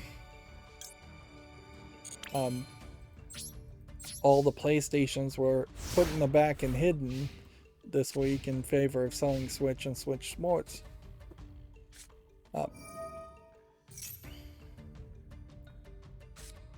Let's see. A Gundam Game Fest live stream is set for May 27th, which I assume will be an announcement of 3 Gundam games.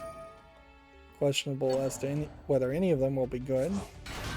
We already ranted about God of War Ragnarok, detailing its accessibility features.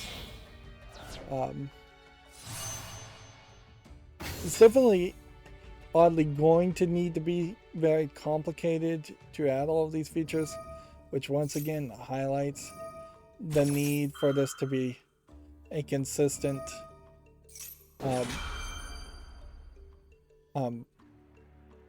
API settings across multiple games. Like color subtitles here, for the most part, I don't think color subtitles are ever actually wanted. Because it's difficult. Extra large subtitles, super easy, makes sense. Of course, then the problem is you make the subtitles too big and it wraps around. There are actually very specific rules, if not laws, as far as how you display subtitles and how long you display subtitles on TV. And once you start changing these settings, you're definitely getting away from that and unlearning the lessons.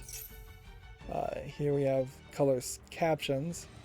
And these are really just incredibly short things. Short videos.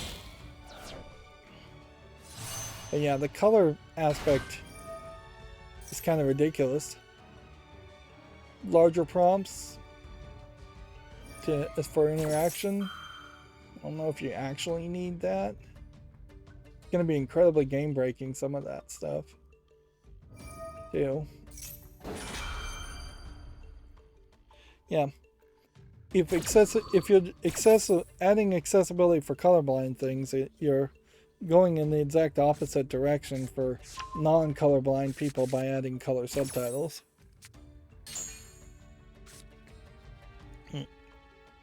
Which it's probably not worth making that subdivision, and it's better just to have high contrast white on black subtitles.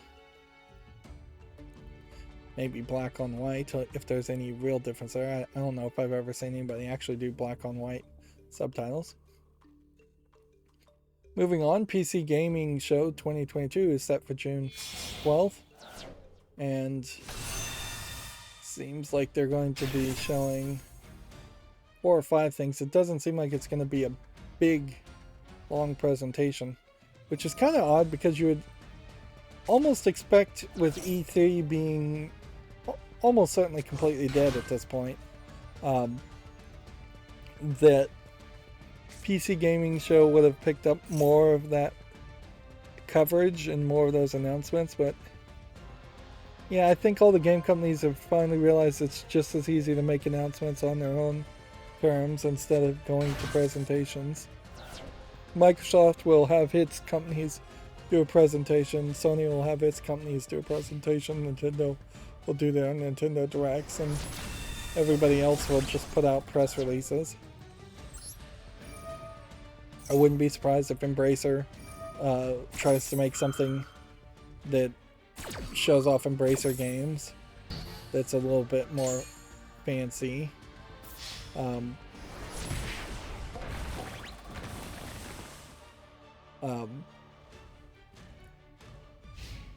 That is somewhat believable.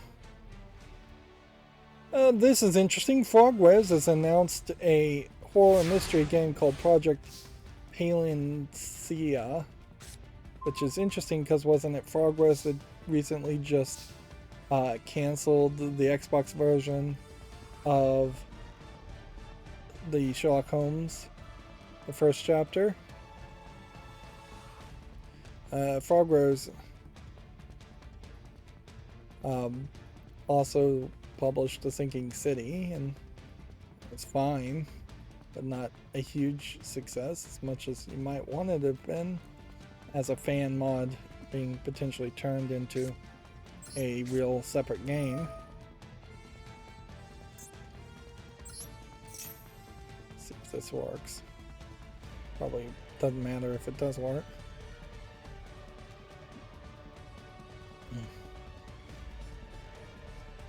Moving on, we already talked about this. Metal Hellsinger vocalist lineup adds System of a Down's Serge Tankian,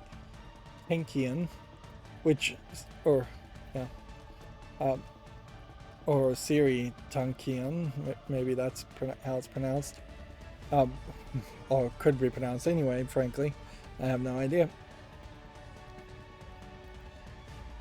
The act of actually naming them in the headline is much better journalism, in my opinion, than what we saw on Video Games Chronicles, which just said a System of the Down vocalist or System of the Down band member is in this new game. They didn't even name the game in the headline, so it was very either clickbaity or uninformative. Take your pick as to what you want to call it. And I'm not gonna win here.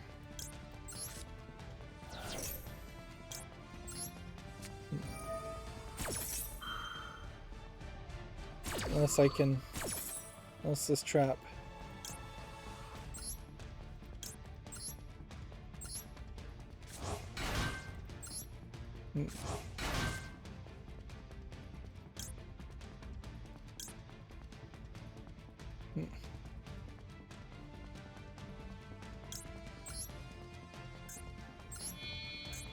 Don't have enough characters on the field or in the graveyard to have activated this trap correctly.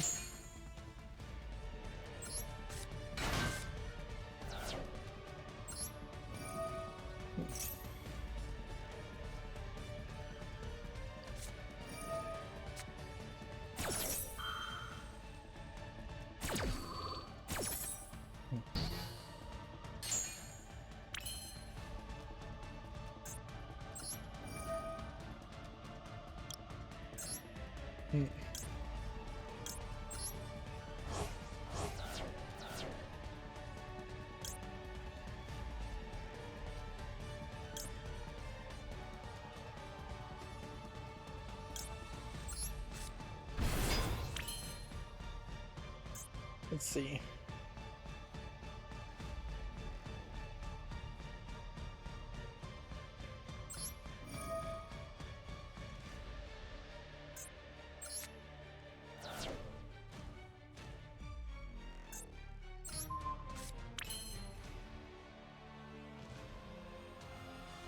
I'll be darned.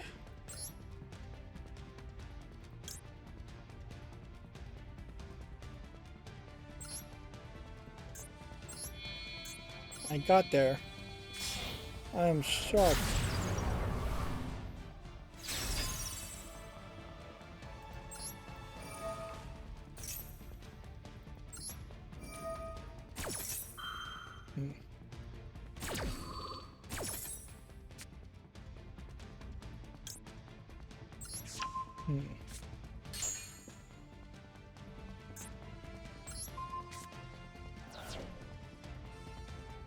I'm shocked here.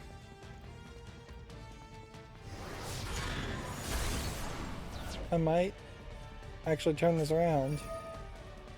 But I mean, all he really would have to do is find a way to do 700 damage. Here we have a Gemetz article, anonymous semicolon code, opening movie, close the loop, period, hack god. I have no idea what the story is here, but it does vaguely sound like it might be based off a anime, which would not really make a lot of sense that you would have a anonymous code game first, or anime first, then game later. So I assume this is a visual novel. Yeah, it might be a light novel that I somehow heard about called Anonymous Code that now they're turning into a visual novel, and I assume at some point, if it's successful, would be, then get turned into an anime. The Witcher 3 Wild Hunt Complete Edition for PS5 and Xbox Series launches Q4 2022.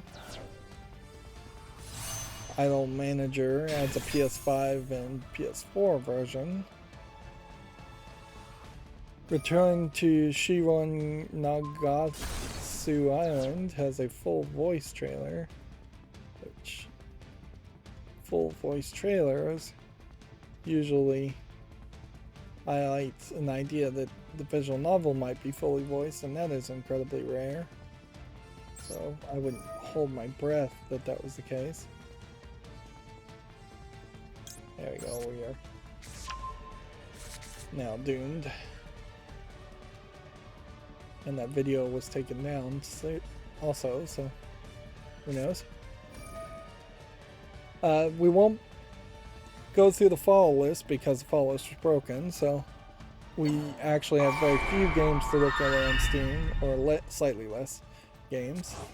A game like this looks like it's a text-based, low-effort, I would say Chinese game, but it looks like Korean, so obviously no to that.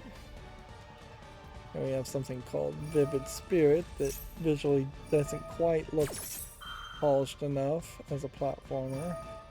I do kind of like the Paper Mario spinning aspect on it.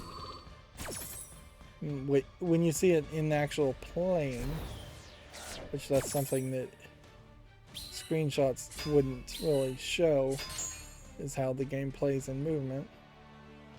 That being said, there's still just not quite enough visual polish there for that to make sense for me to want to play it. It's too drastically different. We have a Metal World Street Scraps, which looks like it's a racing game, robot racing game of some sort. No to that. Here we have a game called Astoria VR, which is apparently a nightclub in VR. Kind of a weird thought. Certainly going to a nightclub in VR. Also, apparently only supports German language with the English subtitles. This guy is still taking the sweet time. Here we have a game called Ad Wars, which definitely feels like it's a troll joke game. If not that, it certainly is just all over the place visually, so no to that.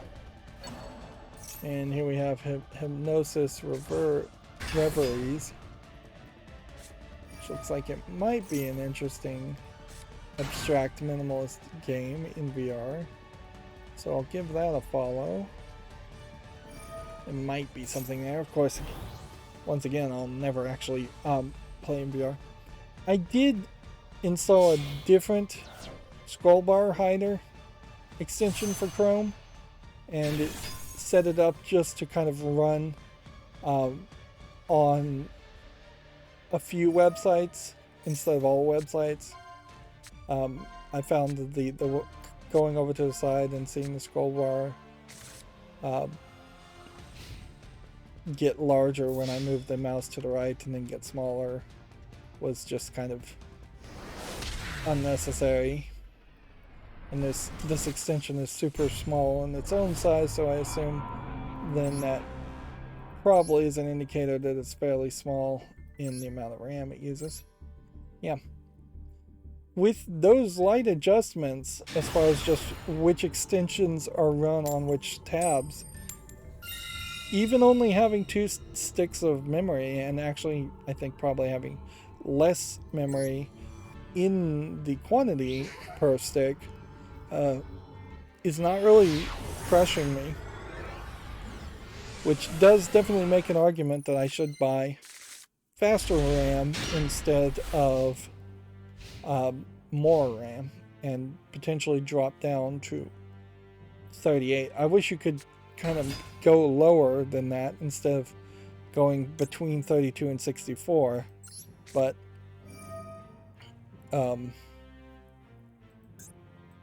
if I could get 48 gigabytes of faster RAM, I would take that offering better. But yeah, I'm thinking, assuming I get back to actually recording, which I still have yet to do any recording of Ni no Kuni or anything like that. Once I have confidence in my computer, buying 3600, 3800 DDR4 instead of 3200.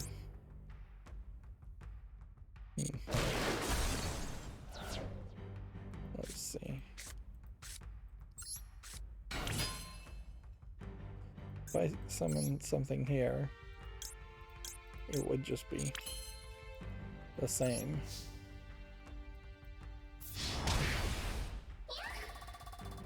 So we'll just leave that at that. We have a game on Steam here called Revenge Master, which doesn't look like anything of interest. We have a game called Bobby Adventures, which doesn't look interesting. We have a game called Samurai Story, which also doesn't look interesting. Here we have one called The Last Man, which has an interesting trailer, but then it's just a top-down, in-shadow, survival horror stealth game. Yeah, I don't know if this type of game would ever really work. Like, it definitely is a concept that would have worked in the early 90s when PC games were very limited and you really couldn't do that much. So the idea of wandering from a top-down perspective to avoid being attacked by monsters. But with modern components and graphics cards, you definitely want horror games to look horrific, and instead of being these Dungeons and Dragons representations of monsters from a top-down perspective. If anything, arguably even Dungeons and Dragons should have some kind of screen that they sell that is just preloaded with a ton of artwork that the Dungeon Master can load in and show off what the monsters look like, what the characters look like, show off a bunch of landscape scenes, a bunch of NPC characters, just add some visuality to it.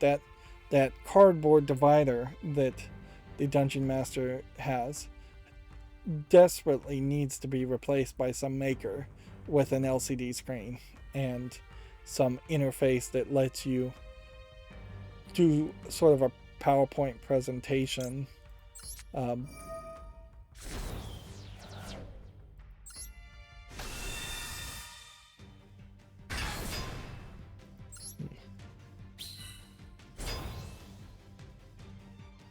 Yeah.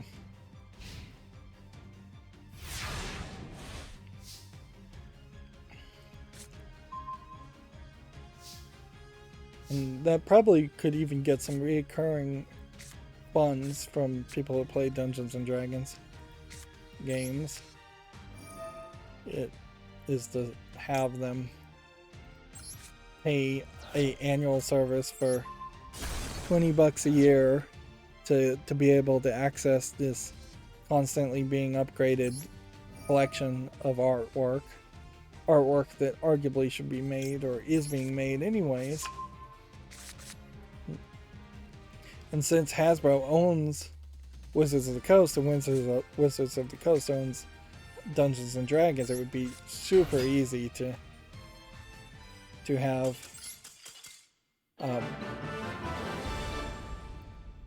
all the artwork that's put on Magic the Gathering cards available for personal use for $20 a year. Knowing Wizards of the Coast, they probably want somewhat closer to $60 a year, but that still wouldn't be that expensive for people that are playing Dungeons and Dragons and Magic, or Magic even. Moving on, we have a game on Steam called AV Racer that doesn't look particularly interesting. Here we have a game called Cool OK, which is tagged with sexual content and nudity. So we are back to seeing some level of sex content on Steam, although we can see that this is very much one of these potential Chinese games that actually doesn't show anything, or even if we don't go that direction, it is definitely just an attempt at taking asset flipping a 3D model and then having them do different poses. There is actually no description here that says there actually is adult content. It's just tagged with those tags, which that may be just straight up a lie.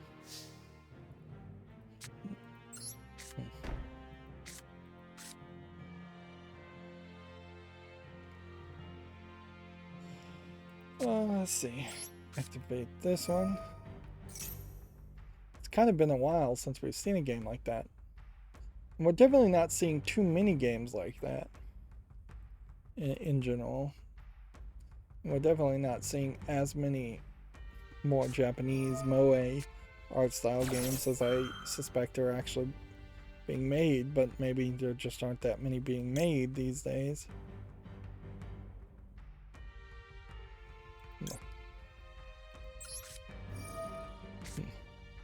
Yeah, we'll cancel his Maxi with Ash Blossom.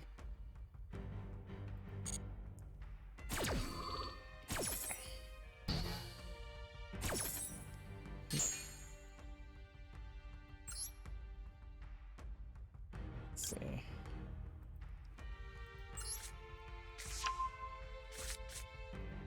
Summon this.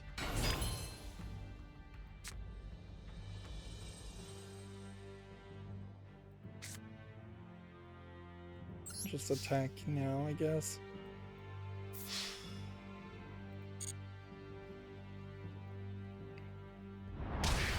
We have a game on Steam called Apico, which seems to be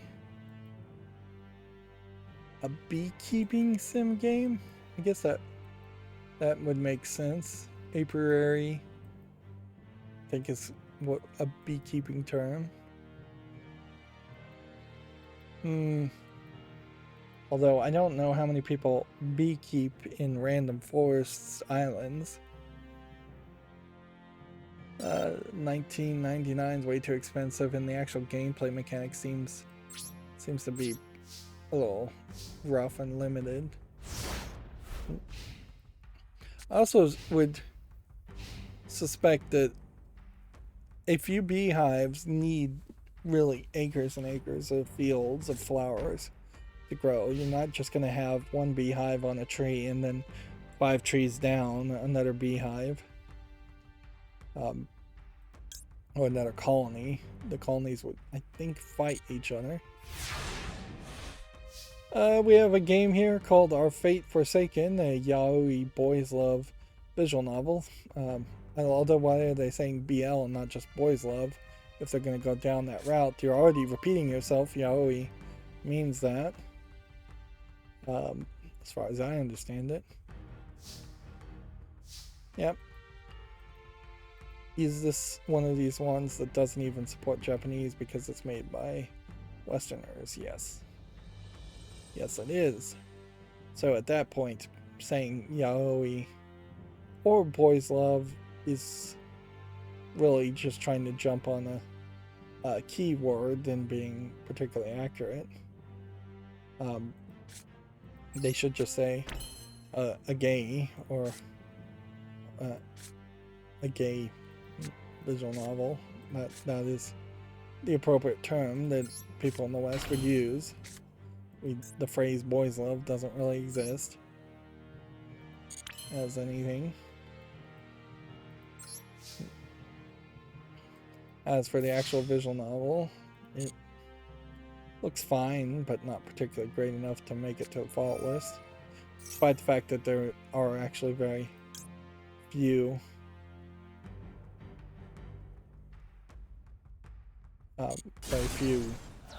gay visual novels, or male gay yaoi boys love visual novels that have been put on Steam that look like they're actually worth thinking about covering.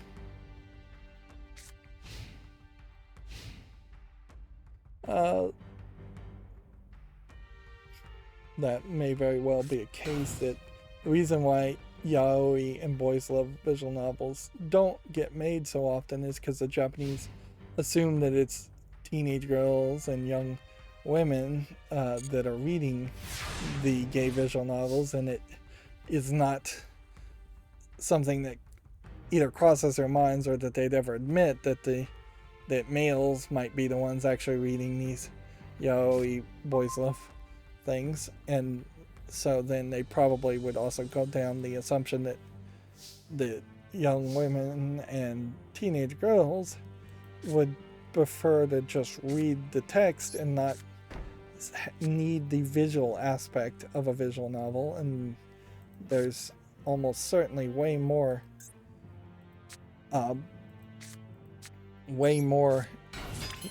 yaoi novels than there are visual novels.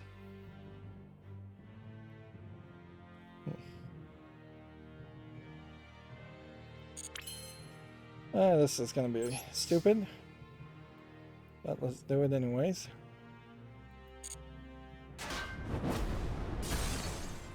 I am shocked that worked.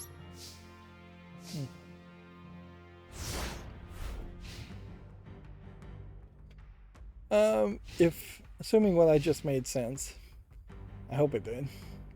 I was trying to say that the Japanese probably assume that men are more visual, and that's why more visual novels are targeted to heterosexual straight men, because the Japanese are also by default assuming every man is a heterosexual, even though it's definitely not true. Moving on, we've got a game here called Starball that doesn't look visually polished enough. There could be a game around this, certainly, the idea of Rocket League but in space, but it'd have to be a much smoother looking visuals, much smoother playing gameplay mechanic from the way it looks on the video. Here we have a game called Death Trading Card Game, which, yeah, there might be something to it, but I suspect not. I'll give it a follow. Doesn't seem to have any microtransactions, so it might be more of a deck building game, and it very believably may not have very much of a fan base, which would kill anybody's attempt to play that if they just have to play single player all the time because there's nobody else online.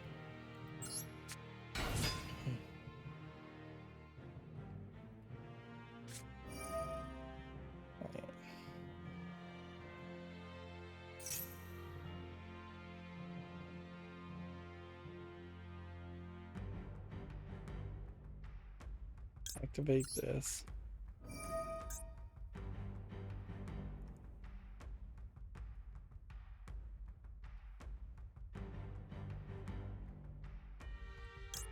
Let's get this Blue Eyes White Dragon and see if that stops this from working.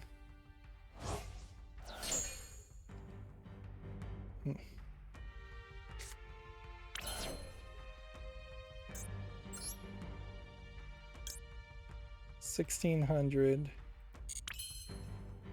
would be doing more damage. So yeah, this and this.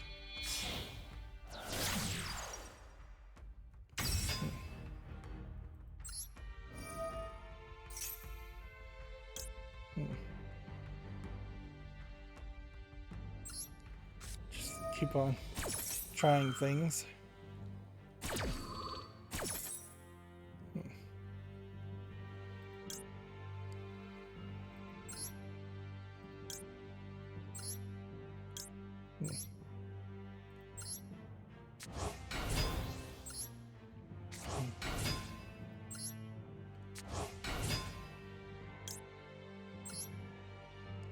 Then summon this, this, and this.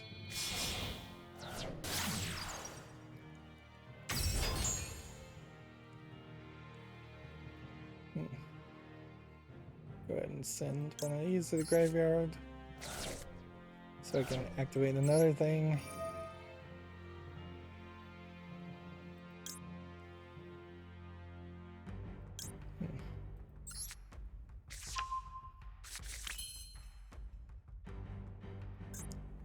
Feel like you probably should flip summon this.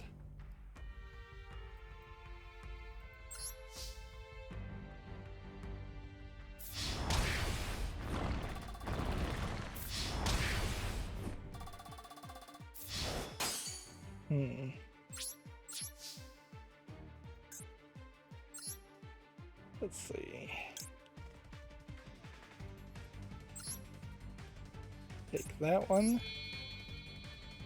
and then take that one, and that one.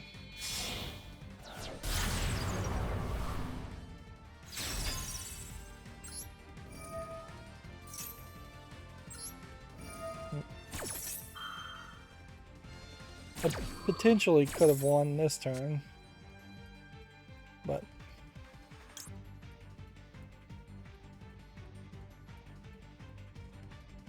I don't know.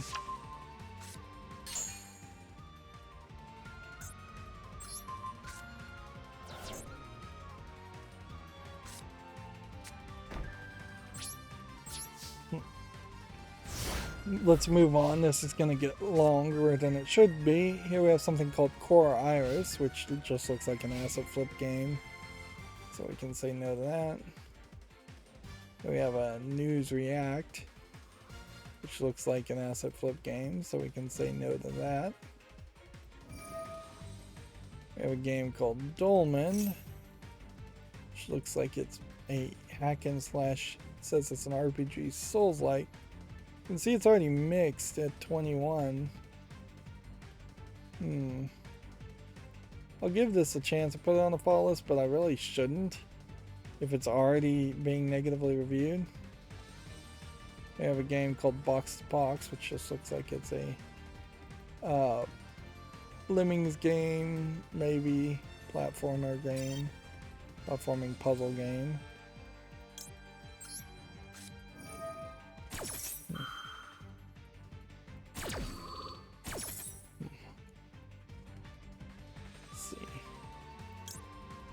Select that one, and then that one, and then that one, and then that one, I guess.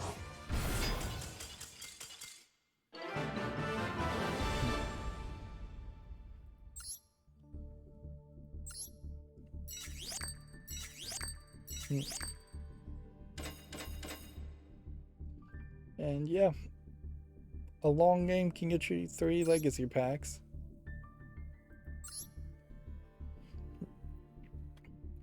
Let's see. Back to Gamatsu articles, we have a Gerda Flame in Winter launching September 1st, which odd day to launch anything, certainly.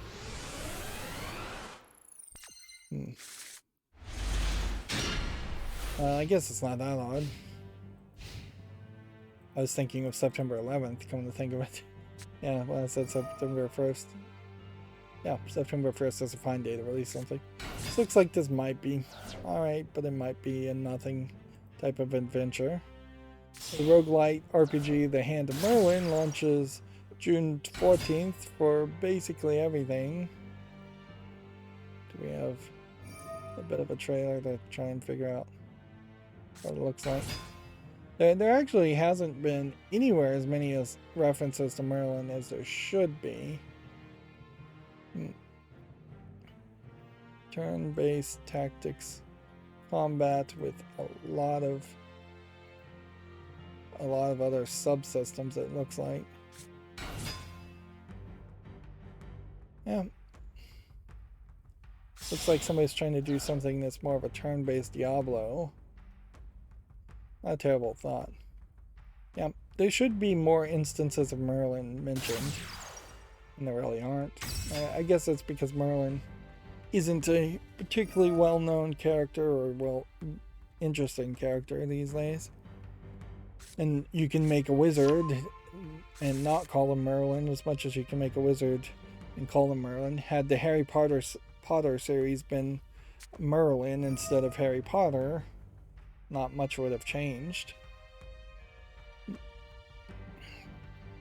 Square Enix has trademarked Final Fantasy VII Remake, Integrate, Labyrinth Striker, and Final Bar Line in Japan. So, Final Bar Line, I wonder if that's some kind of train riding game or bar hopping game. I guess the Japanese don't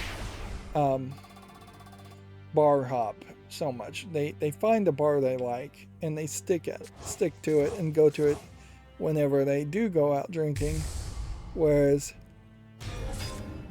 in the West, and bar hopping, going to one bar and then being served the maximum they're willing to serve you 2 or 3 drinks in an hour, and then leaving that bar and going to another bar to attempt to be served 2 or 3 more drinks, and then going to another bar to attempt to be served 2 or 3 more drinks, all in less than a couple hours. It's more of a Western idea. Yep. And it's certainly a bad idea if you're just going to bars to get absolutely drunk. That's not the stated purpose for bars and alcohol. Is you're supposed to be a little bit buzzed, loosened ambitions, to date, flirt, and just have a social experience. You're not supposed to go to bars because you're alcohol dependent or actively trying to become blackout drunk or pass out drunk. The Callisto Protocol, we already said, is Game Informer's issue 646 cover story. We don't talk about the cover stories or cover art very much on Game Informer. They don't ever have anything really to say that would be critical. It's 100% advertising. Let's see, DNF Duel practice mode trailer is available if you want to check that out. Which almost certainly any fighting game that I tried to play needs a practice mode. Rydo launches a Project Try countdown website and a new action RPG for PS5, PS4, and Switch. Apparently this has been updated. We've seen some screenshots here, but not really much of anything else. Again, it very much looks like it's just kind of a fantasy game, maybe with some Pokemon-esque assistance. But I doubt it's like Pokemon where there's hundreds of assistants to collect. Although it could be. Live a Live, Middle Ages, Twilight of Edo Japan, Wild West, and Near Future trailers are all available, which is 30 minutes of gameplay.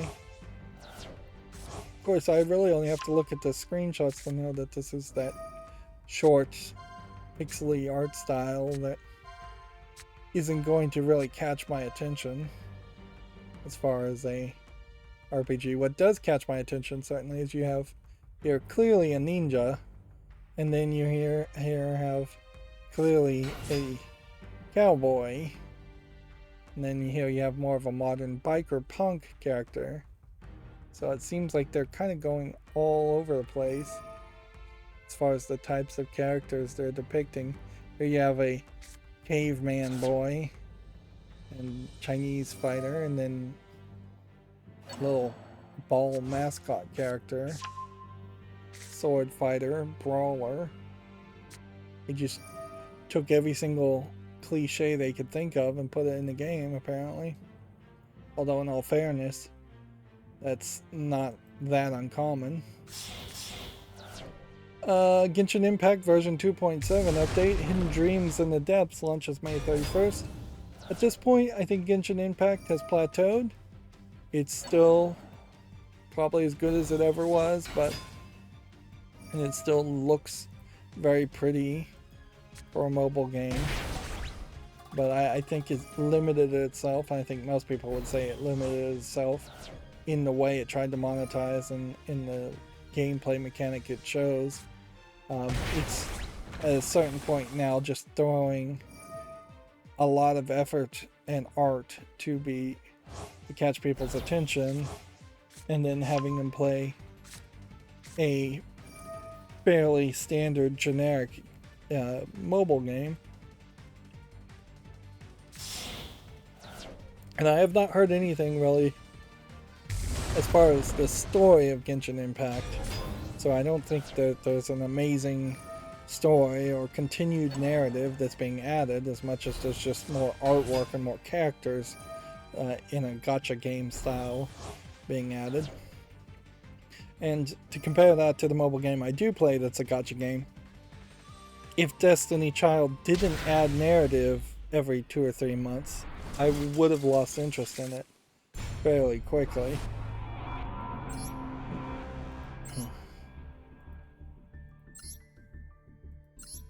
And still really no reason to switch decks, even though the Zodiac deck is not winning as much as it quite needs to move up the ranks any higher than Gold 4. A game called Tchia has been delayed to early 2023. There's, I feel like 2 or 3 games like this where you have more of a non-white little girl character as the main character. I think there's like 2 or 3 of them in development, and one of them being delayed probably is going to separate them out a little bit.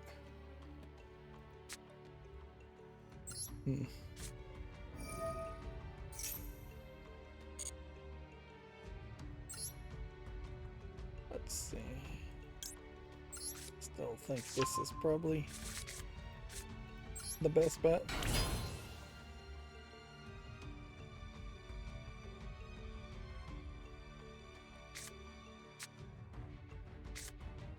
I need to know if I have Zodiac cards before I summon this. Though that's the thing I need to find out. And I don't. Most of the time. Fire Emblem Warriors 3 Hopes has a trailer. This looks more like a traditional Warriors game, even though it's a Fire Emblem crossover than the other Warriors crossover game. Norman Reedus on Death Stranding, quote, "We just started the second one.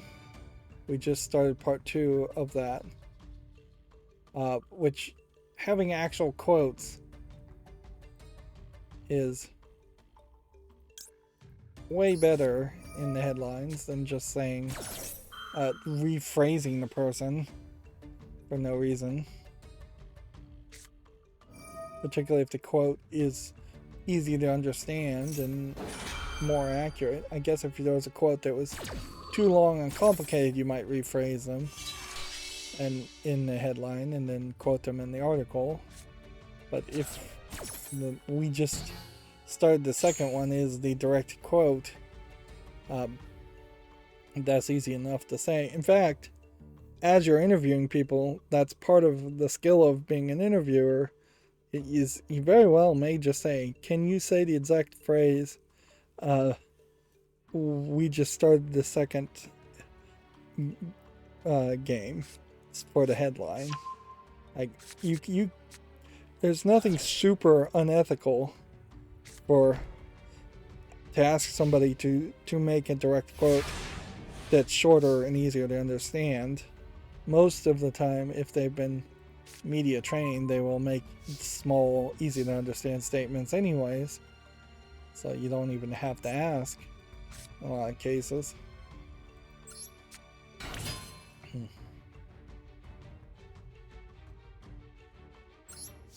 It's unethical to ask somebody to say something that they wouldn't normally say.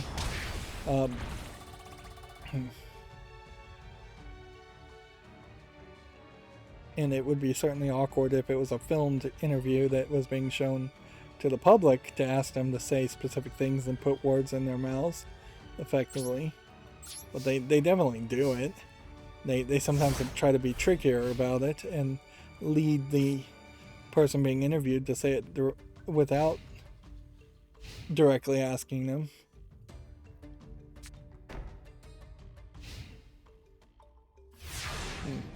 And I imagine it probably is unethical to say something like, "Would you say you just started the second game?" And they said yes, to then put a quotation marks around somebody and say, as if they had said the whole phrase instead of just saying yes.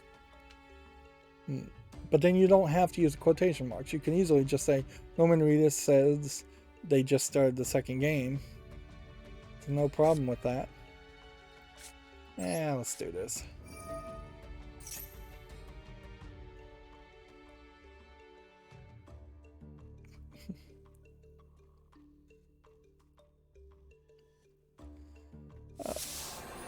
As this is taking forever to animate, The Lost Soul Aside creator interview discusses PS5 experiences, influences, and developments, according to Gamatsu. I don't even know what Lost Soul Aside is. This is a whole interview, but apparently not anything amazingly inflammatory or interesting from the interview. Otherwise, they would have made a special note to talk about it. Hey, we have 29 now. If we can get 3,000.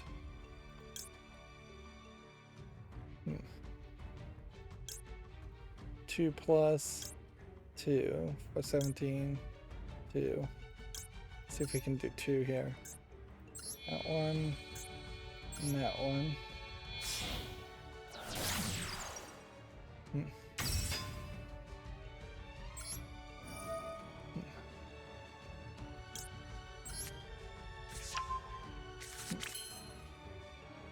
And then if we were to try to special summon something now, we get 2,300. It's probably not worth doing that.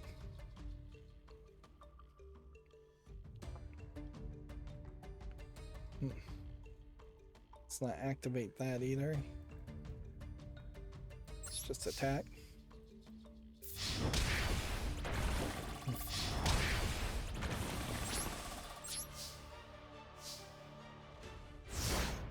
Let's see, the Grasshopper manufacturer and Negoshi Studio interview video discusses NetEase Games' advantages. Pseudo hopes to announce a new project by the end of 2022. This is again a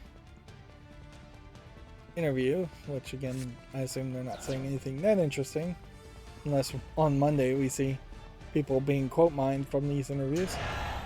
Redout 2 has been delayed to June 16th. And that is the last Gamatsu article we have. Here we have a game on Steam called Maze Dungeon that doesn't look like anything of interest. We have a linguist, first-person shooter, language learning, first-person shooter. Seems like it's just going to pop up things that you have to shoot or tell you bits of information in different languages. You can see it's already mixed, and I can tell a major reason and problem for that certainly would be that you don't want multiple languages, and you don't want to have to learn multiple languages at the same time.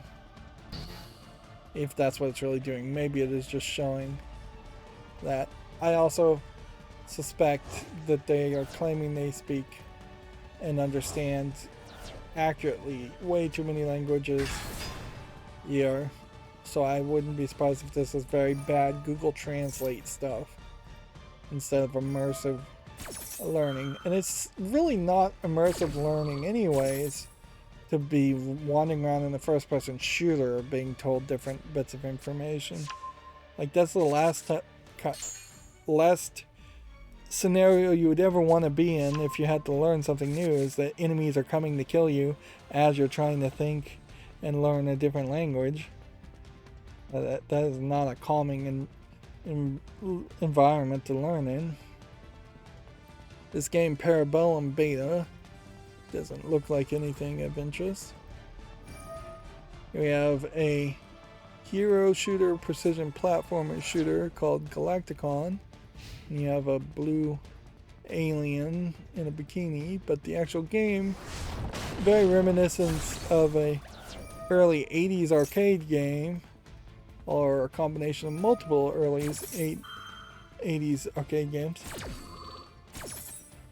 Honestly, I kind of miss the false advertising that once existed on thumbnails. Like, nowadays, it is probably illegal, or at least dangerously illegal, to have a thumbnail that looks nothing like your game and you're just false advertising. Although actually getting in trouble for false advertising is kind of hard on Steam, because they'll just give you a refund, and that's enough to make most people stop complaining.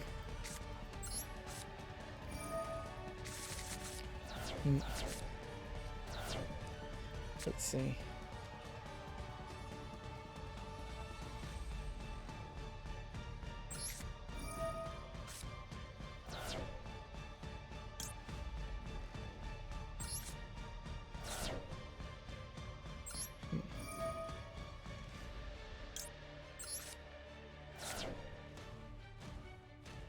I just banished a whole bunch of cards.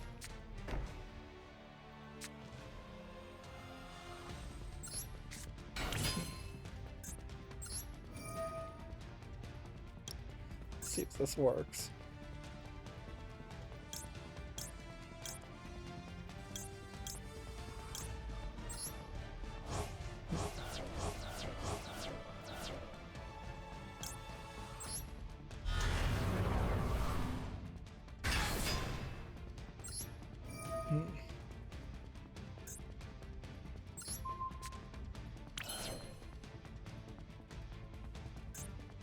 What can I special summon otherwise?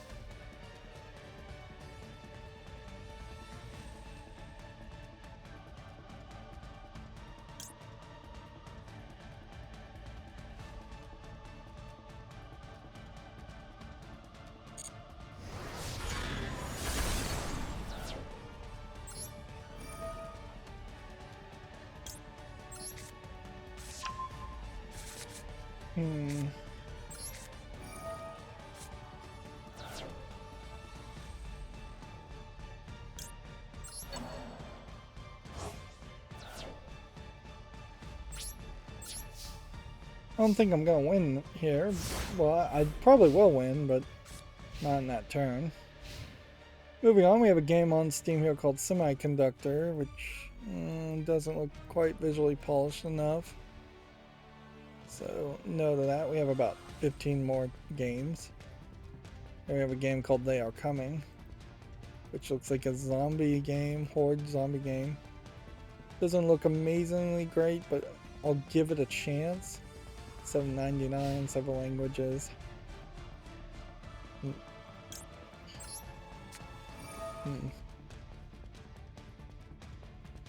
Alright. Yeah, I think at this point I don't really need to play Yu-Gi-Oh! Anymore.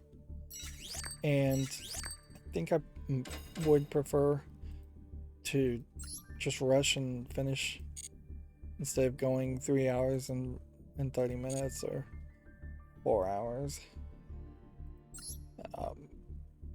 I've been playing a lot of Yu-Gi-Oh! Off screen. I have 10 days left, so at some point next week I need to do solo modes of something. Like it wouldn't be crazy to do solo mode even now. This Fusion Festival deck. At this point, I think you could just delete that. That way we can save ourselves some frustration there. And then if we were to edit this deck, we can see our crafting points, and since we opened some things. He literally didn't get a single card extra. And that more than likely is because the cards I did get can't be dismantled. And this is getting ridiculous because we're gonna really start to have this list of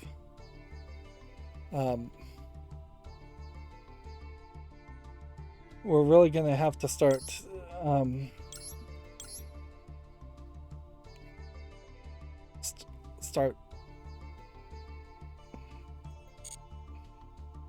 what am I trying to say? It's gonna be annoying to say the least to have cards that you just cannot dismantle, and that is going to be such a massive amount of your collection.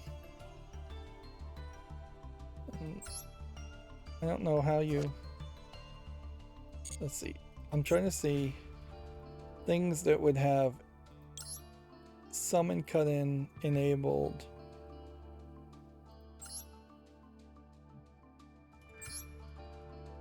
So then how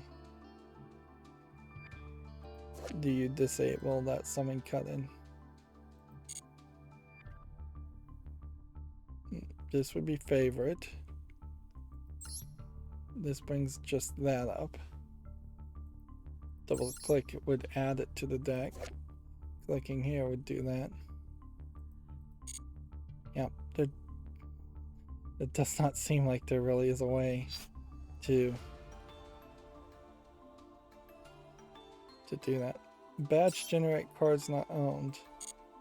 Okay, that only works if you have a deck that is already got cards you don't own. It's not gonna work just as a way to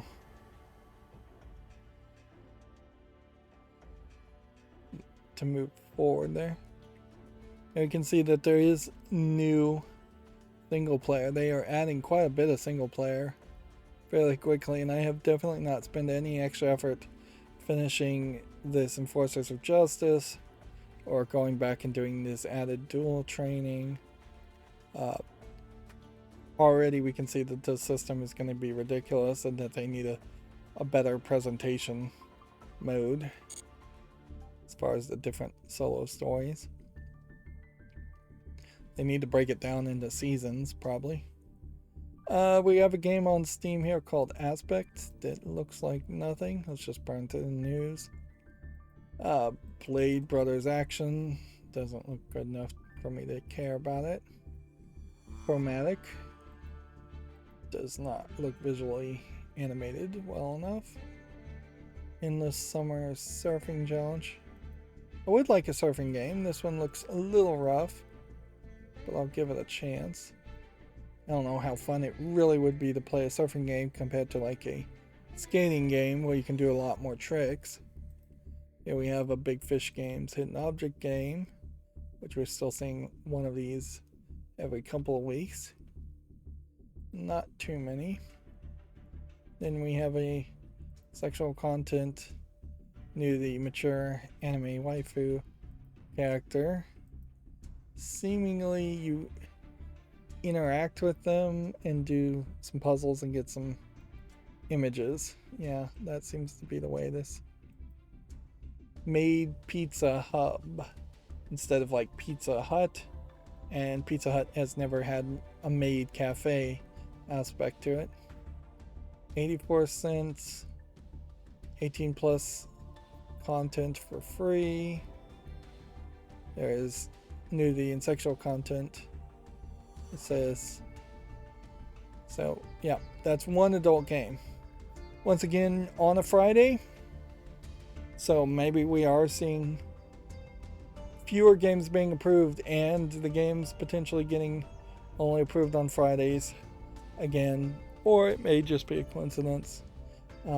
It's going to be harder to see a pattern, certainly, if fewer games just get approved in general, because then the pattern that will be more obvious is that there's just fewer games being approved.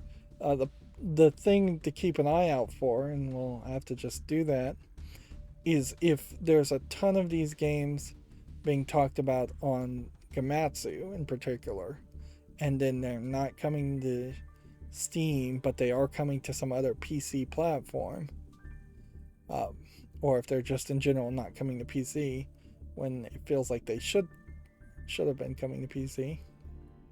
This Hex Rally Racers might be an interesting Mario Kart clone concept. It's free though, so I wonder if there's any real chance of this being much of a game or a relevant game. It may have only one or two tracks, for instance, or it may have no fan base as a free game. They really don't have motivation to put a lot of effort into it if they're not making any money off of it. No financial motivation, at least. DreadX Collection 5, which feels like the DreadX collections released at least two of them the first year it came out, and this feels like this could have been the second year that DreadX collections are being released, and they're already up to 5. And a collection of Game Jam games is not really anything that could catch my attention. Tiny Arcade Racers just looks like another racing game. I should give it a chance, but at a certain point I should just dismiss anything that looks like this as being a little too simplistic. Kawaii Slime Arena is another sexual content hentai game, although almost certainly this is a troll game and there's very little adult content in it. It looks like it is basically an arena shooter, not quite close enough to something like Splatoon to compare it to that. Suggestive clothing is really all it says it has in it, so at that level the tag sexual content and hentai is really inaccurate. Here we have a game called Pinballer, 3D Pinball, and while I am a sucker for pinball, this one looks pretty low effort, relatively speaking, so that's going to be a no. Here we have a game called CEO, which doesn't look like anything other than a capitalism management simulator. Here we have a game called Virtual Circuit Board. Visually, it's not very polished. And it definitely feels like if you were making a virtual circuit board, you're going to end up zooming out so much that it's going to become a nightmare, and you're definitely not going to get to the weird quantum effects that they're starting to have as they get to smaller and smaller circuitry below the 5 nanometer transistor size. So this would definitely be a game representing a software that very few people would even ever use to make virtual circuitry. Also, I will point out that I saw an article, and for all I know, it isn't going to lead to anything, that they have found a way to do light wave affected transistors, which would potentially allow them to make transistors, I think, about 1,000 times smaller than we can at the moment. Smaller transistors means more transistors in the same amount of square footage, and more transistors means we can still continue to have Moore's law happen, where we get more and more powerful computers. That being said, this technology was just proven that it actually can happen in reality. It'll probably be 30 years before you have anything that would even consider using the technology, if ever, because we may just jump directly to quantum technology, which more people are working on that. Although there is a big difference between regular transistors and quantum technology, and we have to do a lot of science around converting the old technology to the new technology if we go to quantum. Quantum for everything. It's very possible we'll have quantum computers for a few things, but not for cell phones and personal computers and things like that. I also would personally say, if something is going to be light affected, then you need a variable wavelength light emitting diode or a laser to be projected, to have their light projected onto the gate of a transistor. That may still incredibly limit the size. There's no certainty as far as how small you can make an LED for inside of a CPU or some kind of laser inside of a CPU. And even if you can get them small enough, there might be power limitations there. So it's not going to really matter if you can build a faster computer if you have to put more power than can possibly come out of an average outlet to run it. This game Stolen City that we've been sitting on looks like it's just a blocky survival game. Actually looks pretty decent, but there's nothing really special about it. And we have a game called Mortificare, which looks like it's a top-down hack and slash game as far as I can tell, but maybe not. Actually, it seems like you just have to dodge the laser beams as they're coming. That doesn't look like much of a game, though. Build Lands looks kind of nicely polished, but it's just a mobile game of no real interest. Sins is literally nothing. Just black screen, black screen. I would suspect that they're going to claim that this is an audio-only game. Nope, instead they're going to put a whole bunch of Morse code here at the beginning.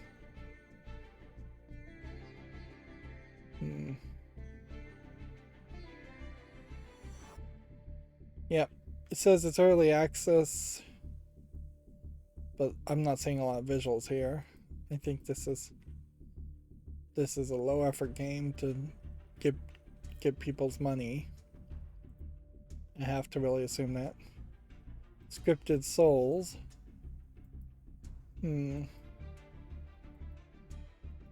Looks like it's a mobile game port. You didn't see a lot of Chinese games today.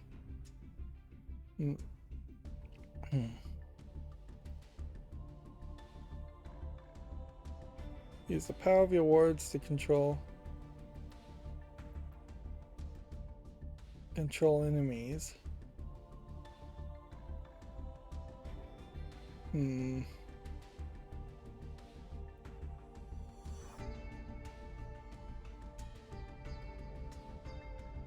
gonna put this on the poll list just because I'd like to try and figure out how that actually would play. Very possibly it doesn't actually play. We have a game called Dice and Dungeons, which looks like it's a half dice, half card battler deck builder game. There might be something to that. If anything, I think more deck building games and card games would do better with dice rolls. Although it can get very repetitive very fast. And a digital version of that can speed up dice rolling a lot faster than you can in the real world. Loop back here looks like nothing of interest. And then we have a Gladiator's Hell as our last game to come out since Wednesday. And that doesn't look interesting either. Let's see. Then our GameDeveloper.com articles, we have about 10 of them we can burn through fairly quickly. GameStop is being sued in New York for alleged labor violations. When is physical labor actual physical labor?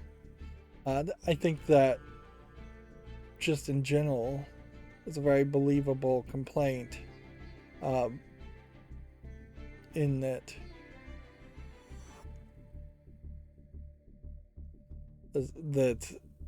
you are doing a decent amount of manual labor, and what the definition of manual labor should be and what it is probably fairly different, because in my mind everything should be classified manual labor if you have to do anything physically short of sitting on a computer and in some way interacting with a computer, or sitting on a telephone and some way interacting with a telephone. Whereas I can see GameStop employees are required to fairly consistently test games and pick up games out of the drawers and sell the games. They're fairly consistently expected to reach up to high shelves and pick up games off the shelves or place games on shelves. There's a decent amount of physical labor there, and if you put somebody who was completely paralyzed from the neck down in that position at GameStop, they wouldn't be able to do that job. Now, arguably, what they're going to say is physical labor is something that requires you to lift um, lift 50 pounds or something like that. That seems to be the way they tend to do it. Manual labor is under state law of New York is that over 25% of their labor is physical, and therefore they deserve to be paid weekly, not every other week. Interesting that there's even a division there. Arguably, people should be paid daily, since there's no real reason why you couldn't do that.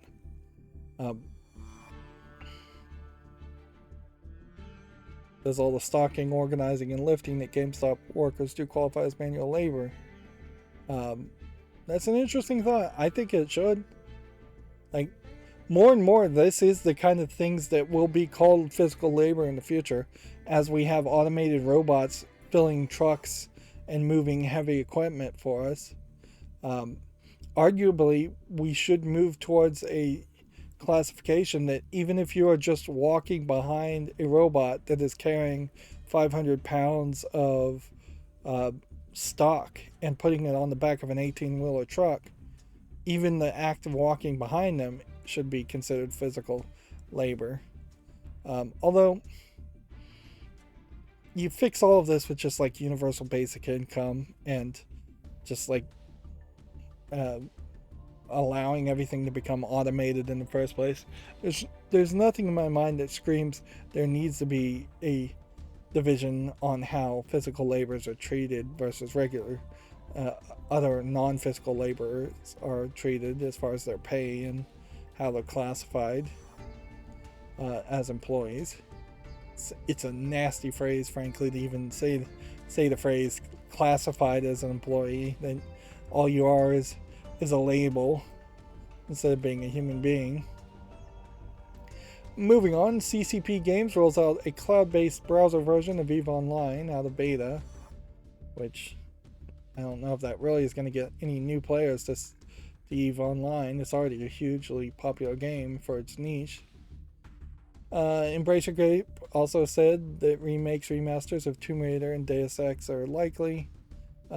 Knows how in this article, though, it is much more focused on Tomb Raider and Deus Ex and ignoring Thief and the Soul Reaver series. Azure Games has netted $15 million to build RPGs around Web3 and NFT tech. That is not information anybody wants to hear, I'm sure. Virtuos expands in Vietnam with the acquisition of an art studio called Glass Egg. I've never heard of Virtuos as a company, though. And then there's a report that Meta is preventing workers from discussing abortion at work.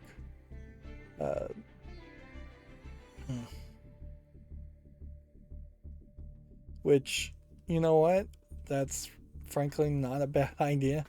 Again, it's like, if you guys want to have, if I was a boss, I'd say, hey, you guys want to talk about something other than work at all, do it outside of work. Don't do it on our internal email stuff.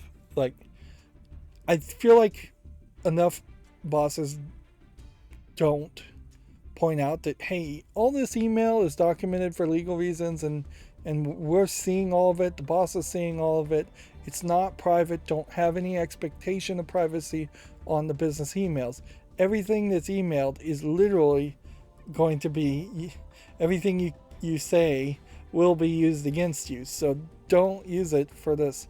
Also, don't come into the offices of other people or have people in your offices talking about non-work things. In general, it's like, we're at work, we're supposed to be talking at work.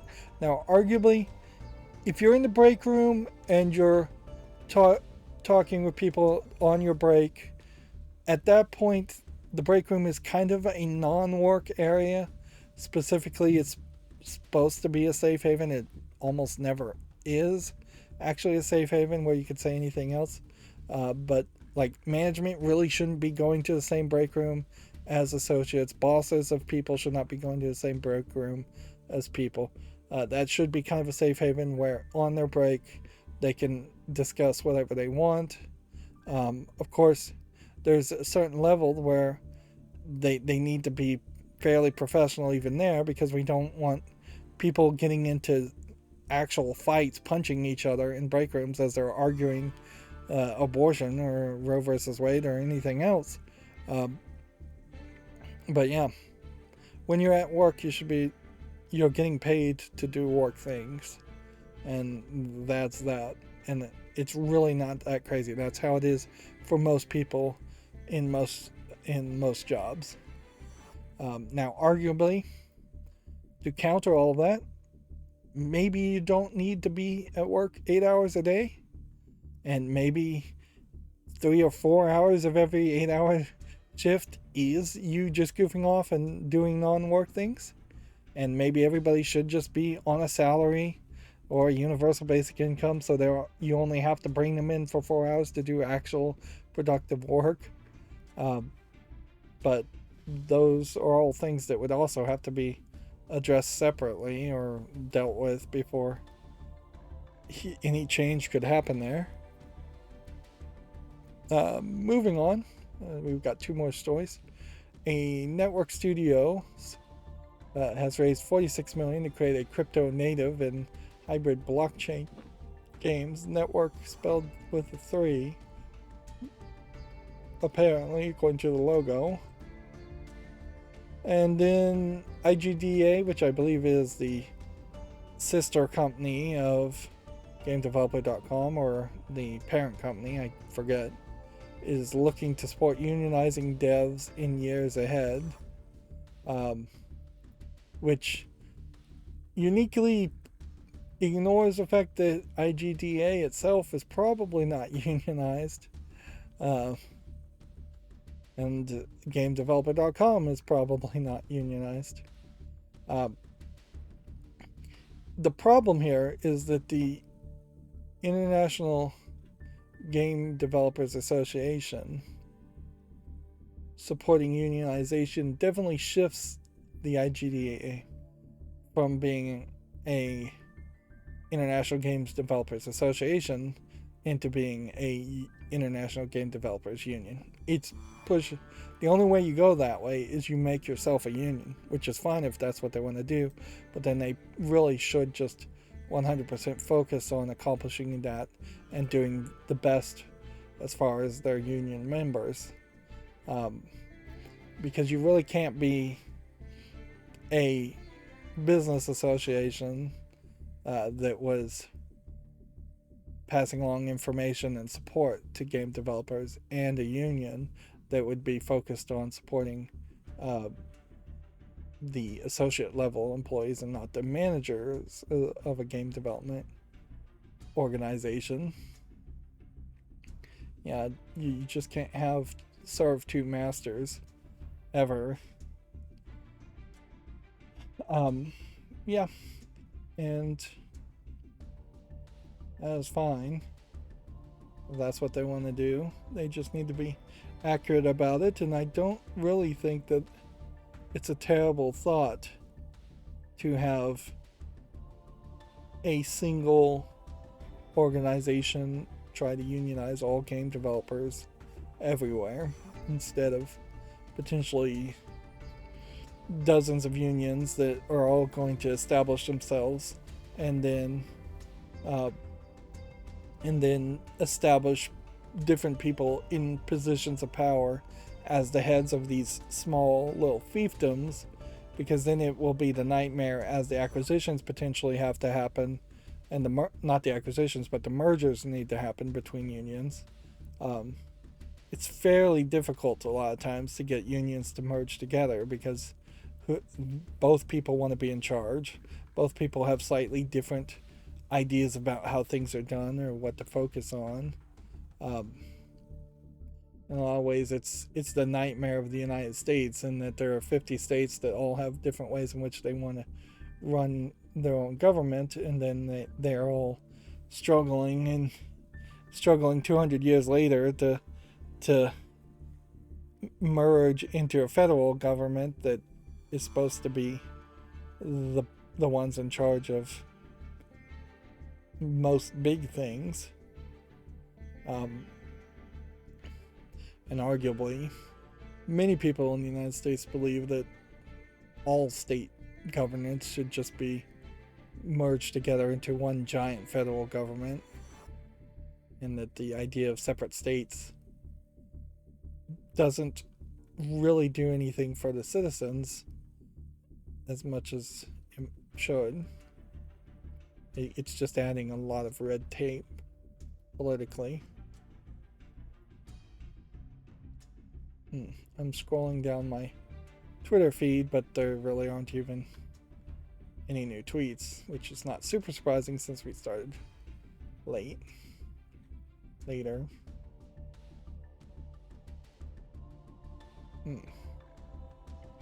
There are some shift codes. I suppose I can show this off if I click here. Then when I click the back button, it says confirm exit now, and I can click yes. So that is the way to exit. We did the Fusion Festival. Hopefully there isn't another festival for a good 3 weeks at least. That's going to be it for this stream.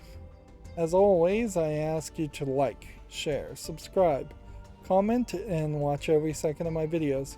If you want to friend or follow me on any social media sites, there's a whole bunch of links down below. Thank you for watching. Have a good evening.